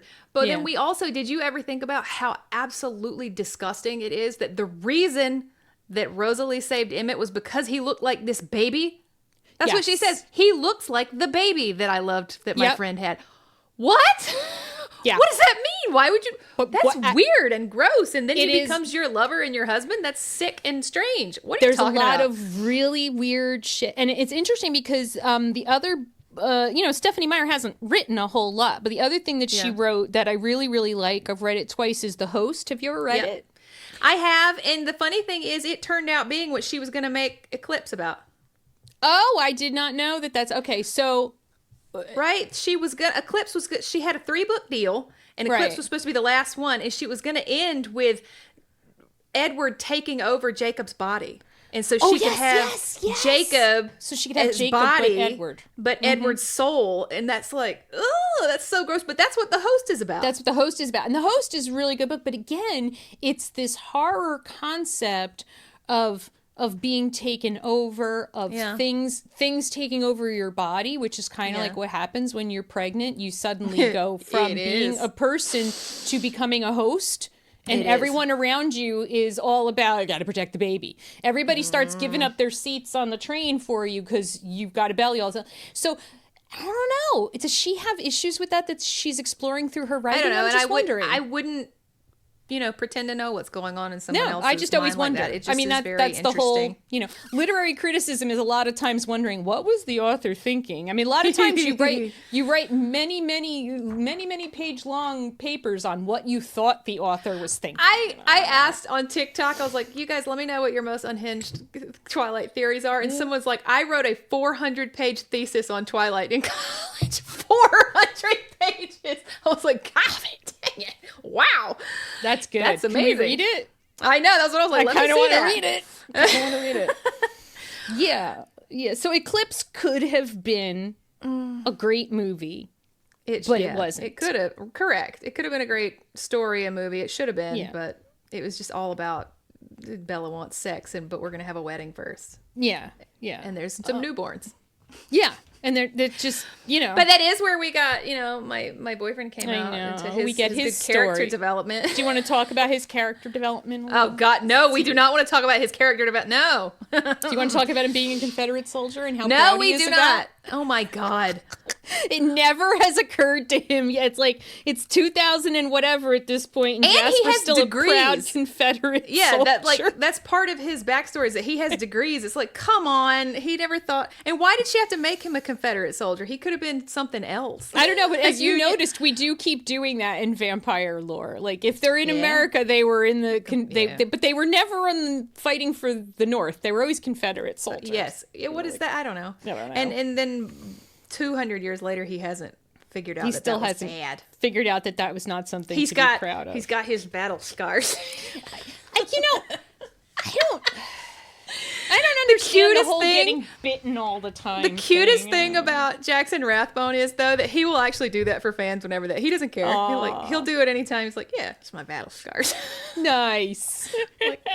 He's good. He's funny. He's funny at cons. He really is. I know. So Eclipse is the book in the movie that happened and we all forget because it's the middle. It's that the third bridge. Book. It's that third book that lets everybody down and makes us hope that the last book is going to be great. But then... So Sarah brings up in her book, did we just not notice how much agency Bella didn't have? I don't think I noticed the first time around, but I noticed me neither. Yeah, me neither. Yeah. Nobody...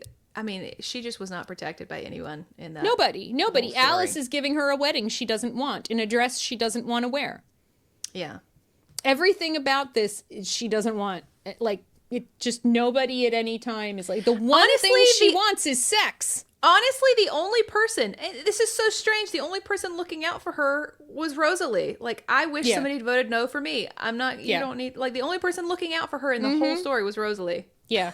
Although it always does bug me that when the subject of making a woman a vampire comes up, and everything I read, watch, and whatever, and we talked about that I'm obsessed with vampires.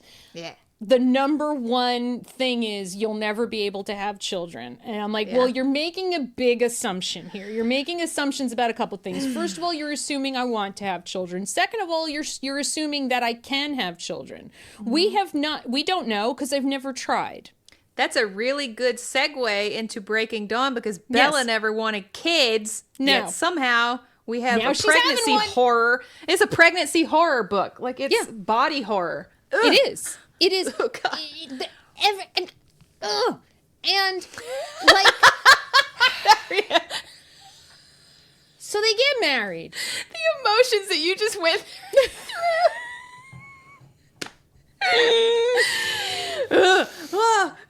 You know what you remind me of? Do you remember that old episode of Bugs Bunny where he turns into Mr. Hyde? That's what you...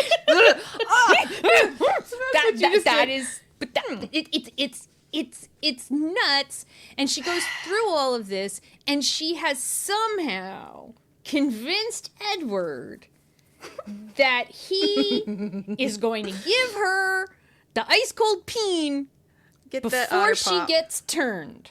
Yeah, babe. Yeah. He knows. They all know. They all know that he will hurt her. Right. So now, when she gets engaged, like, Jacob goes away for a while. He pulls an Edward, and he just gets into wolf form, stays a wolf, and runs we around didn't really Canada. get in the movie, if you just watch the movie, we didn't really get that Edward's the one that sent him the invitation. Edward sent him a wedding invitation, like, please come to my wedding so that you can be a present for my wife. Yeah, because my wife would really like this. Yeah, my wife would like that. She has emotional feelings towards you, and I'm so cool, I'm going to let you come to the wedding. But then he, like, doesn't really come to the wedding. He just, like, sort of, I want you to see something. I know. It's Jacob. You guys are going to dance in the forest, but you can't dance out in the open. What was that scene even about? I don't know. And then the wedding was beautiful. Oh my God, the wedding. When my mom and I went to see the movie, and we were like, oh my God, it's so beautiful. Except I had to text Melissa. I was humiliated all the way over again because Phil is Ty Olsson and I didn't know that. Like, what the hell? What is he doing there? But the thing is I didn't even notice it was Ty Olsson. So because I have such bad facial recognition skills, if you don't look exactly like the character, I'm like, you were in something, but I have no idea what. Yeah. No idea what. So, and Jacob, yes, he throws a tantrum at the wedding because he's like, you're gonna die, you idiot. Yeah, he's the only one who has any sense in this scenario. Do you realize what you're doing? Yes. She's like, I don't care. She's dying for it. I'm gonna get me some. And it's like, you can get some afterwards. But she's like, no, I want a quintessential human experience, and that is sex. No, you know what a quintessential human experience would have been? Having sex with Jacob. Now, I do want to point out that Jacob is younger than Bella, so that would have been fucked up. I know he has the body of a 25-year-old, but also he's like a year... 16. Younger than, or 2 years younger than her, so that's screwed up. But a quintessential human sexual experience involves another human. Yeah. This is not, Bella, going to be a quintessential human experience for you. And I don't care how many times I've read this book, heard this story, I still can't picture and understand it. Like, there's not, like, him being ice cold and marble hard is not, like, there's no sexy part about that. I'm like, no. Ugh! No, I'm thinking the biology. I'm like, oh dear, I mean, that's awful. Even in True Blood, they're like room temperature, so they're not like snuggly, but it is constantly in the book. But is this why you think the first time she constantly refers to how cold they are? So do you think this is why they went to Brazil? So, and he got in the ocean to warm himself up? Warm himself up a little before he gave her the ice cold pee. I don't know, but it sounds like he would still be ice cold. Right. Because they're always cold. He shouldn't stay cold. If he gets into bed with her and snuggles with her, he should warm up. If I hold this glass, like right now this glass is cold. Yeah. If I hold it for a little while, it's going to warm up. But that's presumably why they went to Brazil, because remember they didn't have air conditioning, so he was like, she's hot, I'm keeping her cool this whole time. It's like, still, there's nothing sexy about that at all. No, there's nothing sexy about that. But Edward gets the zoomies in this room and destroys the room. There's like feathers everywhere. Shit is broken all over the whole room. There was no way for that to happen. Yeah, and in the movie, it's way worse than in the book. Yeah. In the morning, they're like, in the movie, it's like there's feathers. Everything is destroyed. But in the movie, it looks like that's there what I was mean. somebody ransacked it. And it's like, well, she didn't do that. What was happening? He got What was Edward doing? Woohoo! I mean, I know what Edward was doing, but you think about how fast they run. Like, he was getting all excited, and he's just running around destroying shit. Tornado. He's like Tasmanian deviling the room. He's running so fast. I don't even understand how sex was supposed to even be possible here. Yeah. What possible enjoyment could he have gotten from this? Because he has to restrain himself, hold himself back completely. Yeah. Which is, and then she wakes up, and in the book it's really weird because she's all like, oh my God, I'm a woman. Yes. oh, we did the so nasty. happy. Oh, it's the most romantic night of my life. Meanwhile, she's covered in bruises. How did she not wait? Because, okay, let's be real. Any woman who has ever had sex for the first time, you are aware the next day. And can you think of anything worse than having sex with a marble statue for the first, like how painful that would have been? For the first time, awful. That would be a little uncomfortable. And I mean, even if it's not your first time, if you have some really good sex, you're like a little sore the next day. But she doesn't clock that she's covered in bruises. Yeah. And I cannot imagine the vaginal damage that occurred. Right, that's what I'm saying. His hands on her and his kisses bruised her. Yeah. And she wants more sex? Maybe she just needs the cold peen in there to get the swelling down. It made her And numb. then what I don't understand is then something happens in the book where she convinces him somehow that, oh no, we can do this without you hurting me. No, clearly he can't, but then he does. Yeah, he tries to take her on all these trips for like the rest of the honeymoon. He tries to tire get her tired. Yeah, she gets really tired throughout the whole thing. And then she wakes up crying because she'd had a dream that they were having sex. And since she was crying, he was like, well, all right. If you're going to cry about it, okay. Well, then, okay, we'll do it again. Yeah. And then he doesn't decides hurt it's fine. her. And yeah, so then they're just like, I don't understand. And that was bullshit. And then now we're pregnant with a little refrigerator. With little refrigerator, with is his sperm sand? Like, what? How does he have sperm? I didn't know about it, and you didn't know about it, but apparently, since Sarah Gallagher has done all these deep dives into I guess it's in the illustrated guide or in the guide or one of them. Stephanie's guide. It's lore. It's venom-based fluids. He has a body full right. I forgot about the venom-based fluids. So, ew. But yes, that's how and why. But then if it's venom-based fluids, shouldn't she have had some sort of inflammation or especially if again, if it was her first time vampire, right? If it was her first time, there would have been tearing. There would have maybe been tearing. We don't know. She may have been a horseback rider. She may have been a very athletic girl, but his undead sperm made it work. Somehow, somebody she on happened TikTok to be ovulating. Yeah, somebody on TikTok said that warm Brazilian water warmed up his dead sperm, and so that's reanimated his sandy sperm, ice cold dead sperm. So we got a hybrid situation happening. Yeah, we got a pregnancy situation. Which, when you read the book for the first time, how'd you feel about Breaking Dawn when you first read it? I did not like this, Melissa. I did not like this either. No, I didn't like that. No. I as a grown woman, I don't have as much of a problem with pregnancy trope as a lot of people do. Some people just will not read pregnancy trope at all. I don't really care that much if it goes along with the book. This did not go along with this book, and it didn't go along with this story, and she didn't want this to happen, and she didn't ask for this to happen, and she specifically wanted to turn before anything like this ever happened. So no, I don't like that this was the direction that it went in. And I don't like that when she finds out she's pregnant, her immediate thoughts are that it's a little redheaded boy with green eyes like he had before he was born. And she loves it so much because it looks like Edward as a little boy. First of all, you don't know the gender. Second of all, you're pregnant by a monster.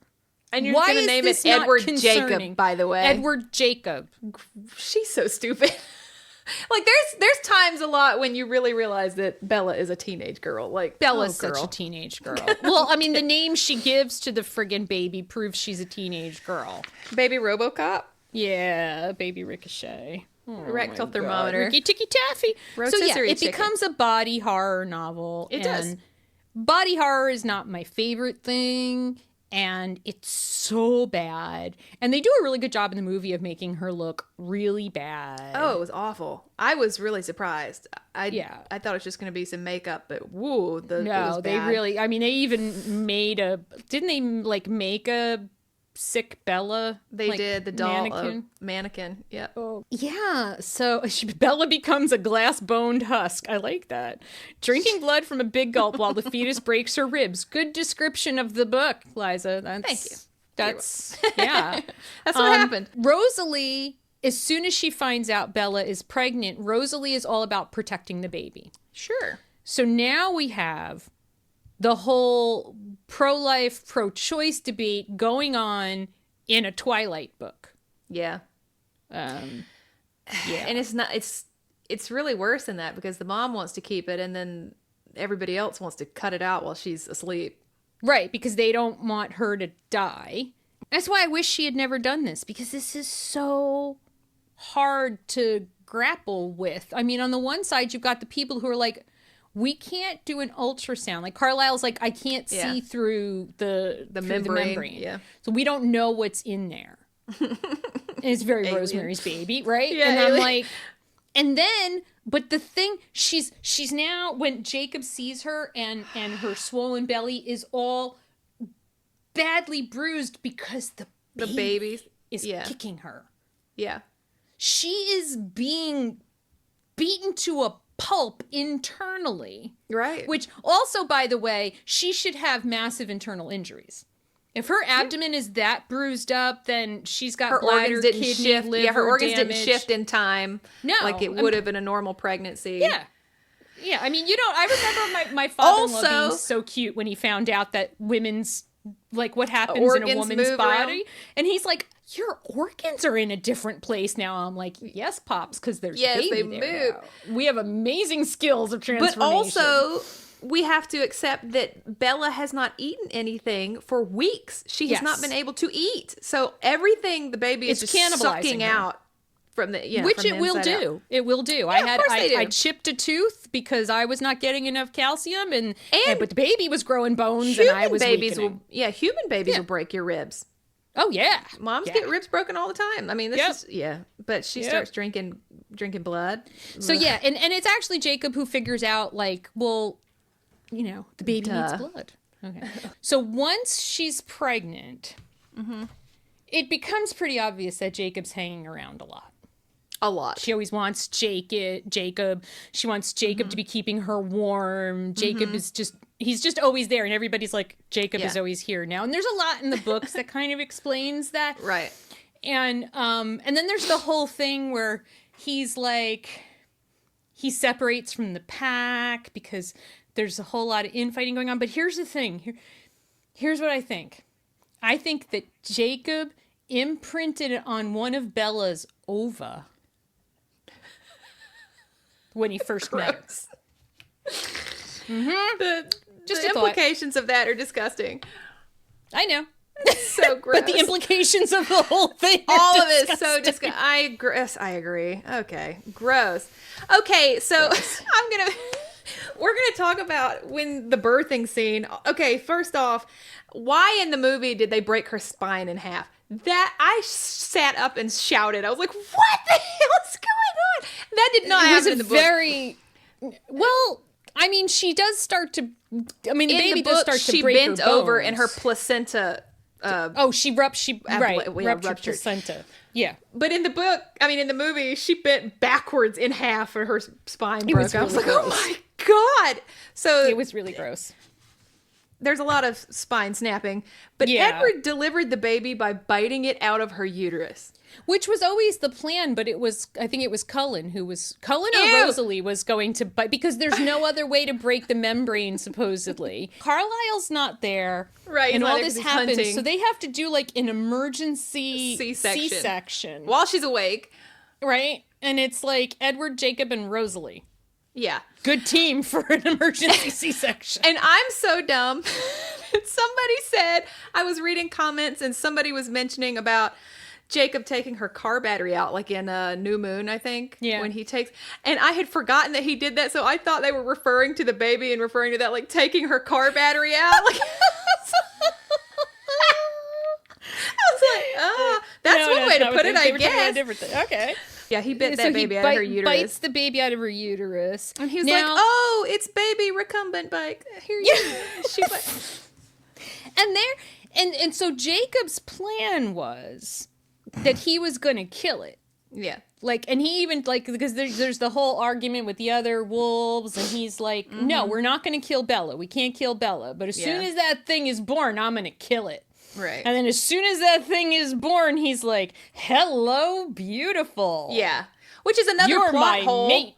It's another plot hole because Edward could see his thoughts. He would have seen it immediately. And by that point, Edward had started wanting the baby because he could hear it. Yes. Or whatever. Yeah, So, once the baby could start communicating with Edward, all of a sudden he was like, oh, no, we're not going to kill it. It's my baby. And again, let's talk about something that I didn't know. There's weird stuff about people's brains and their minds. So yes, baby I know where you're going with Rolodex is born with a fully developed brain. Not that she knows everything that a 25-year-old would know, but she's born with the developmental capabilities of a 25-year-old. Why? And now she is not only that, but she's promised to a child in an adult's body, and she is an adult in a child's body. Yes. It's gross. just really screwed up and gross. Yeah, it is. He comes in, he sees baby rhinoplasty, and he's like, that's mine. That's mine. It's all right mine. And her creepy little smile pops up and is like, oh, hi. Oh, I would have thought that the very act of giving birth to the baby would transform her into a vampire because the venom, right? Like, I just assumed. Baby Ron DeSantis does not have venom.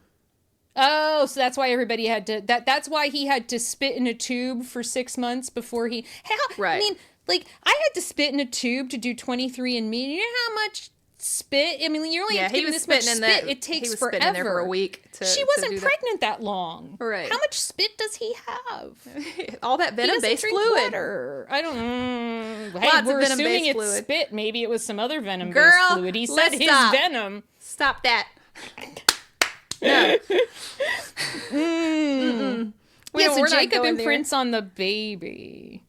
Which then immediately the entire werewolf pack is like, oh, well, in that case, we have to protect the person that you're imprinted on. So guess what? We're all going to protect the baby now. Right. And I can't help but think, and I thought it in the movie and the book, since Edward can hear every thought, he heard that immediately when it happened in Jacob's thoughts while he's in there trying to save Bella. Like, he's like, God damn it. Would you leave my child alone? You know. Are you kidding me, man? Yeah. I mean, hopefully he heard nothing but protective, loving thoughts of not whatever. It doesn't matter what he heard. This is, they try to make it sound like it's not, but this is textbook grooming in every way possible. It is absolutely. And saying you will become whatever you need them to be, friend Sarah or brother, it is grooming. She has an amazing passage in here about this. You become whatever she needs you to be, whether that's a protector or a lover or a friend or a brother. Quill will be the best, kindest big brother any kid ever had. There isn't another time more. And then when she's older and needs a friend, he'll be more understanding, trustworthy, and reliable than anyone else she knows. And then when she's grown up, they'll be as happy as Emily and Sam. Which, reminder, we're not sure Emily's happy. Right. That is grooming. That is exactly how grooming works. And again, I don't think Stephanie realizes that what she just described is grooming. And imagine how that makes it sound to teenage girls reading this. You know, that sounds acceptable. That sounds right. It sounds good. And, it sounds comforting. Right. And for baby Reese's Pieces, she's got no help through this. Like she's stuck with this dog who is going to be around no matter what. Yeah. And I mean, it's a good thing he's a good guy, but I guess. Sort of, I don't know. I guess so. It was really just disturbing, and I don't think anyone was okay with the imprinting. And then we swap to Jacob's POV all of a sudden, and he's just pissed off. Yeah, he's just angry all the time. And then we get the werewolves talking, and some reason in the movie they made it sound like it was so bad. They made it sound like Transformers talking in the movie. Like, why'd they do that? But I have to say, throughout all of the movies, the CGI werewolves were so bad. Their faces moved in ways that wolf, like, canine snouts don't move like that. Like, they would have these extra, like, rolls of, like, and it's not even a good excuse that it was older, because we had some amazing CGI at that time. So it's just this was just bad. bad. I agree. Bad. Yeah. Oh, and it was so stupid. The alpha voice was just dumb. But we do get fantastic behind the scenes of Kristen Stewart petting Taylor Lautner with like his green screen. I love that. Those. Was cute. That was really cute. Awesome. Yeah. Was it you who said that you didn't like when Leah and Seth split off, or was that somebody else who said that? That was somebody else. I kind of understood it. Seth obviously had a really close relationship and was a friendship with Edward, so I get that. And Leah, I mean, when she found out that there was a way for her to get away from being in Sam's head, amazing. I'm full support. Leia, go. Yeah, I was wanting girl. to hear what was the problem. I wonder who said that. Somebody said that recently. I was like, to me, that was like, I was so happy for her because that would be awful. And then the fact that they do complain about how, we're so sick of hearing Leia complain all the time, and she's such a downer. And I'm like, you would be too. You would be too. And this could have been an amazing time for Stephanie Meyer to get something normal between Leah and Jacob. Okay? This would have made sense. It's almost like the seeds are there, and it's like she didn't even see that she wrote the seeds. But instead, baby rhinoplasty gets her little teeth, and she's biting him all the time. Yes. Which, because she doesn't have venom. I guess that's okay. She's drinking his blood. Did you understand that? Like, she's biting him because she wants blood. Every time she's hungry, she bites Jacob. Oh, I don't think I got that. Yeah, that's what they say. When she's hungry and they're not getting her food fast enough, she bites Jacob. Oh, okay. Yeah, I do remember that. I think I just repressed that. I just repressed it. And he's just like, okay, here you go. Well, of course, because he will needs. be whatever she needs him to be, even if it's a human blood bag. Gross. That's nasty. That's nasty. It is. We have Bella turning into a vampire. Yes. And I remember being so painful. Awful. And I remember that first time I read it thinking, this is awful. Why is she like this? Why are you like this?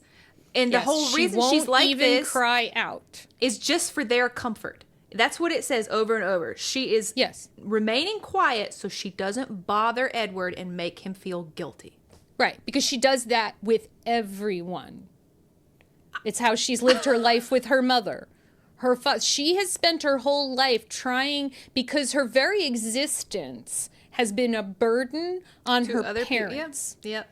So her goal is always to not be... That's why she cooks for Charlie. That's why she does all the cleaning when she moves in, because this is such a huge imposition that his daughter has come to live with him, that she tries to make it as as not disruptive as possible. So she starts cooking and cleaning and doing all the laundry for him. I'm like, who did it for him before? Yeah, before. But that's who Bella is. And so she goes through what sounds like the most excruciating transition. It is so painful to read in the book, the whole time not making a sound. Yep. Just to not disturb her new vampire family. And she's talked the whole time like, thank God he can't read my thoughts.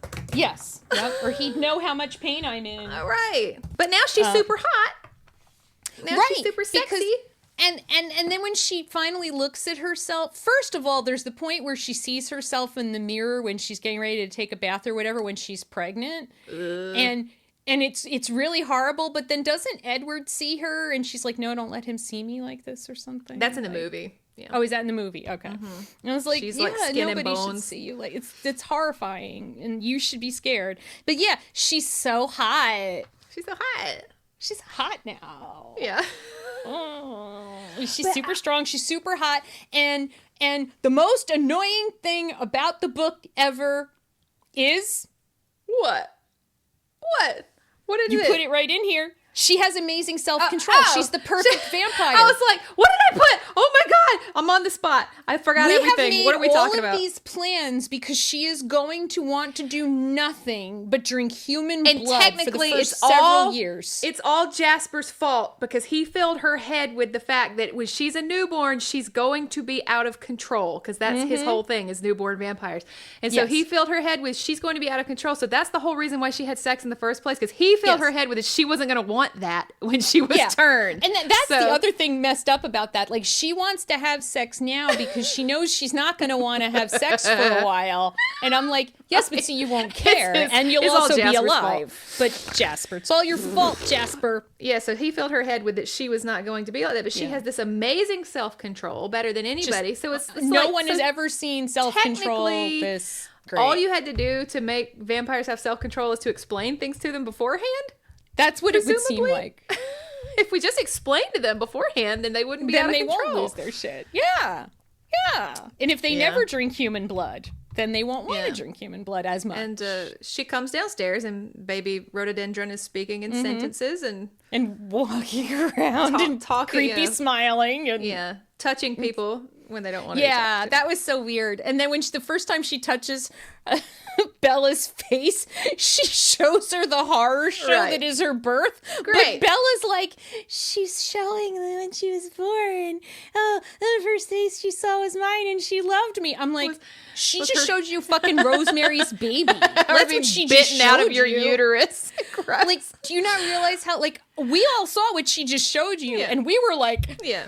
And you're like, "Aw, Daddy bit me out of your uterus." And here we are. Oh, and this is Jacob. He's my doggy. And all I could think is, like, a mom, and she has this new baby, and then they immediately go and have sex for 3 days in the woods. They're like, and then they're all gross about it. They're all like, oh, we know how we were when we first hooked up. We broke entire houses. We broke furniture. Yeah. I'm like, oh, just stop. She has a newborn who apparently sleeps just fine. Yeah, perfect. She's the perfect baby, except for the fact that she's growing at an accelerated rate, and they don't know. Is she gonna die? Like, being Benjamin Button out there, like, going to be like 100 years old next month? We don't know. Yeah. It was Irina saw them in the woods and thought she'd made an immortal child, so she went and told the Volturi, and then that's why. But Alice, otherwise, they were not concerned before that the Volturi would have a problem with her being pregnant. Should they not have consulted the Volturi? I mean, like, somebody should have given them a call and said, "Hey, Bella's pregnant." Like, Carlisle could have called him. I mean, he knows them. He was one of them. He was in the picture. He used to be a snooty guy standing on a railing. Why didn't he call them and be like, "Have you ever heard of this happening?" Right. And they would have been like, "Yes, actually, we have." This goes back to them pretending like the Volturi are the bad guys again. Yeah, I would see them as a resource because they like. Isn't that why Alice and Jasper go to do research, right? Or they go to Brazil to find answers. To find the. Why wouldn't you go to the Volturi for answers? Again, they act like they're scary, and they're gonna. I don't know. I don't know. Yeah. So apparently, so while she was pregnant, the people that cleaned the house, the woman saw. First of all, she knew immediately what Edward was because her people are not stupid. Yeah. And then... But it also is, again, just making brown people seem superstitious and crazy. Well, right. Yes. Because only a brown person would be crazy enough to believe in a vampire. And then she sees that she's pregnant. Mm-hmm. And so that is I don't remember what she says, but we do get a kernel of something. She said, "You're going to die." Yeah. So that she knows what's going to happen. She's seen it before. Yeah. Oh, I've seen this before. And I'm like, wait, how did any of the women even survive? Yeah. The getting pregnant. I mean, he was trying to be careful and he beat the shit out of Bella. Yeah. So that person, what is it? How do you say his name? Nahuel? His dad has created a whole bunch of little hybrids. Yes. So his dad's been going around making. So that's what Alice was looking for those people. Yes. Who just she wanted to see what did the people in Brazil know, and then you know. But now I do, even though we've talked so much shit about Breaking Dawn, I actually like Breaking Dawn. I like the movie. I think of the two movies, I would like Twilight and probably Breaking Dawn 2 the best, just because it's so fun to watch. It is a little slow in the beginning, but it's fun to watch that movie with all the the X-Men, the vampire X-Men coming in. Well, they keep finding all these different vampires and how they're all like trying to adapt to this life and how they're like, look, you can hunt, but nowhere around here, okay? Okay, let's talk about that too when we talk about moral issues. Maybe the Cullens are great and they eat animals. Mm-hmm. They know that every one of these people are killing people. Yes. They send them away simply so it doesn't cause problems for them in Forks. But they are killing families, moms, kids, dad, whoever. They're just going, and they're fine with it. Yeah, it's just they're it's a okay choice. with it. It's a personal choice we've made not to do it, but you're our friends, so we're okay with it. Like, okay, that's killed not me. even morally gray. That's just no. Yeah, that killed me. Like, you know that they're hunting around Washington and Canada, and you're just fine with that. You're just letting them. You're like, just go far away and kill other humans. Don't kill these humans because it'll cause a problem. It'll cause us problems. Yeah. The werewolves won't like it, and also we're trying to stay on the down low, so don't kill anybody in Forks. Not because we care. We don't. And Bella knows we this. literally don't care. Miss Hypocrite, who was mad that when she thought that the werewolves were killing people. Yes. But Jacob, you're killing people. And he's like, what are you talking about? And then Edward's like, I kill people. I've killed people. I don't and she's care. like, I don't care. I love you. But when Jacob did it, it was morally wrong. It was bad. Anyway. So I had not seen Breaking Dawn. I did not know about the battle scene. That battle scene comes in. Now, I have to say, I did understand immediately that this was something Alice was seeing. Yeah. I didn't think that this was some weird turn the movie was. She was talking. I'm like, it's Alice. This is a vision. But that's the best scene in the whole movie. We didn't. So my mom and I didn't get it at first. Yeah, I've heard so many people talk about the movie theater. And I remember just being in the movie theater and like us leaning over each other and be like, this didn't happen in the book. Yeah. Yeah. I don't remember this. Especially, Carlisle's head. I'm like, the best thing to bless my feeds since all this has happened has been people showing their loved ones this for the first time and filming their reaction. I watch the whole thing every time because it's hilarious. These people I feel bad about the little crying. girl that cried about Jasper. Though. I don't think you should do that to little kids. I think you she need was to really tell little to be watching kids. Twilight. I feel bad that she was that upset. That one upset me. But that is pretty funny where people are like, oh my God. And then you're like, haha, didn't really happen. I mean, it's amazing. I love the whole thing. It was a good way to explain that because they had to do the something. Book, nothing happened. Nothing happened. This whole buildup, and Arrow's like, well, I guess we're cool here. Okay, see you guys. Bye-bye. Yeah. Nothing happens. Yeah, nothing happens. Fine. So this was this was a place where the movie did way better than the books in this area. I think so.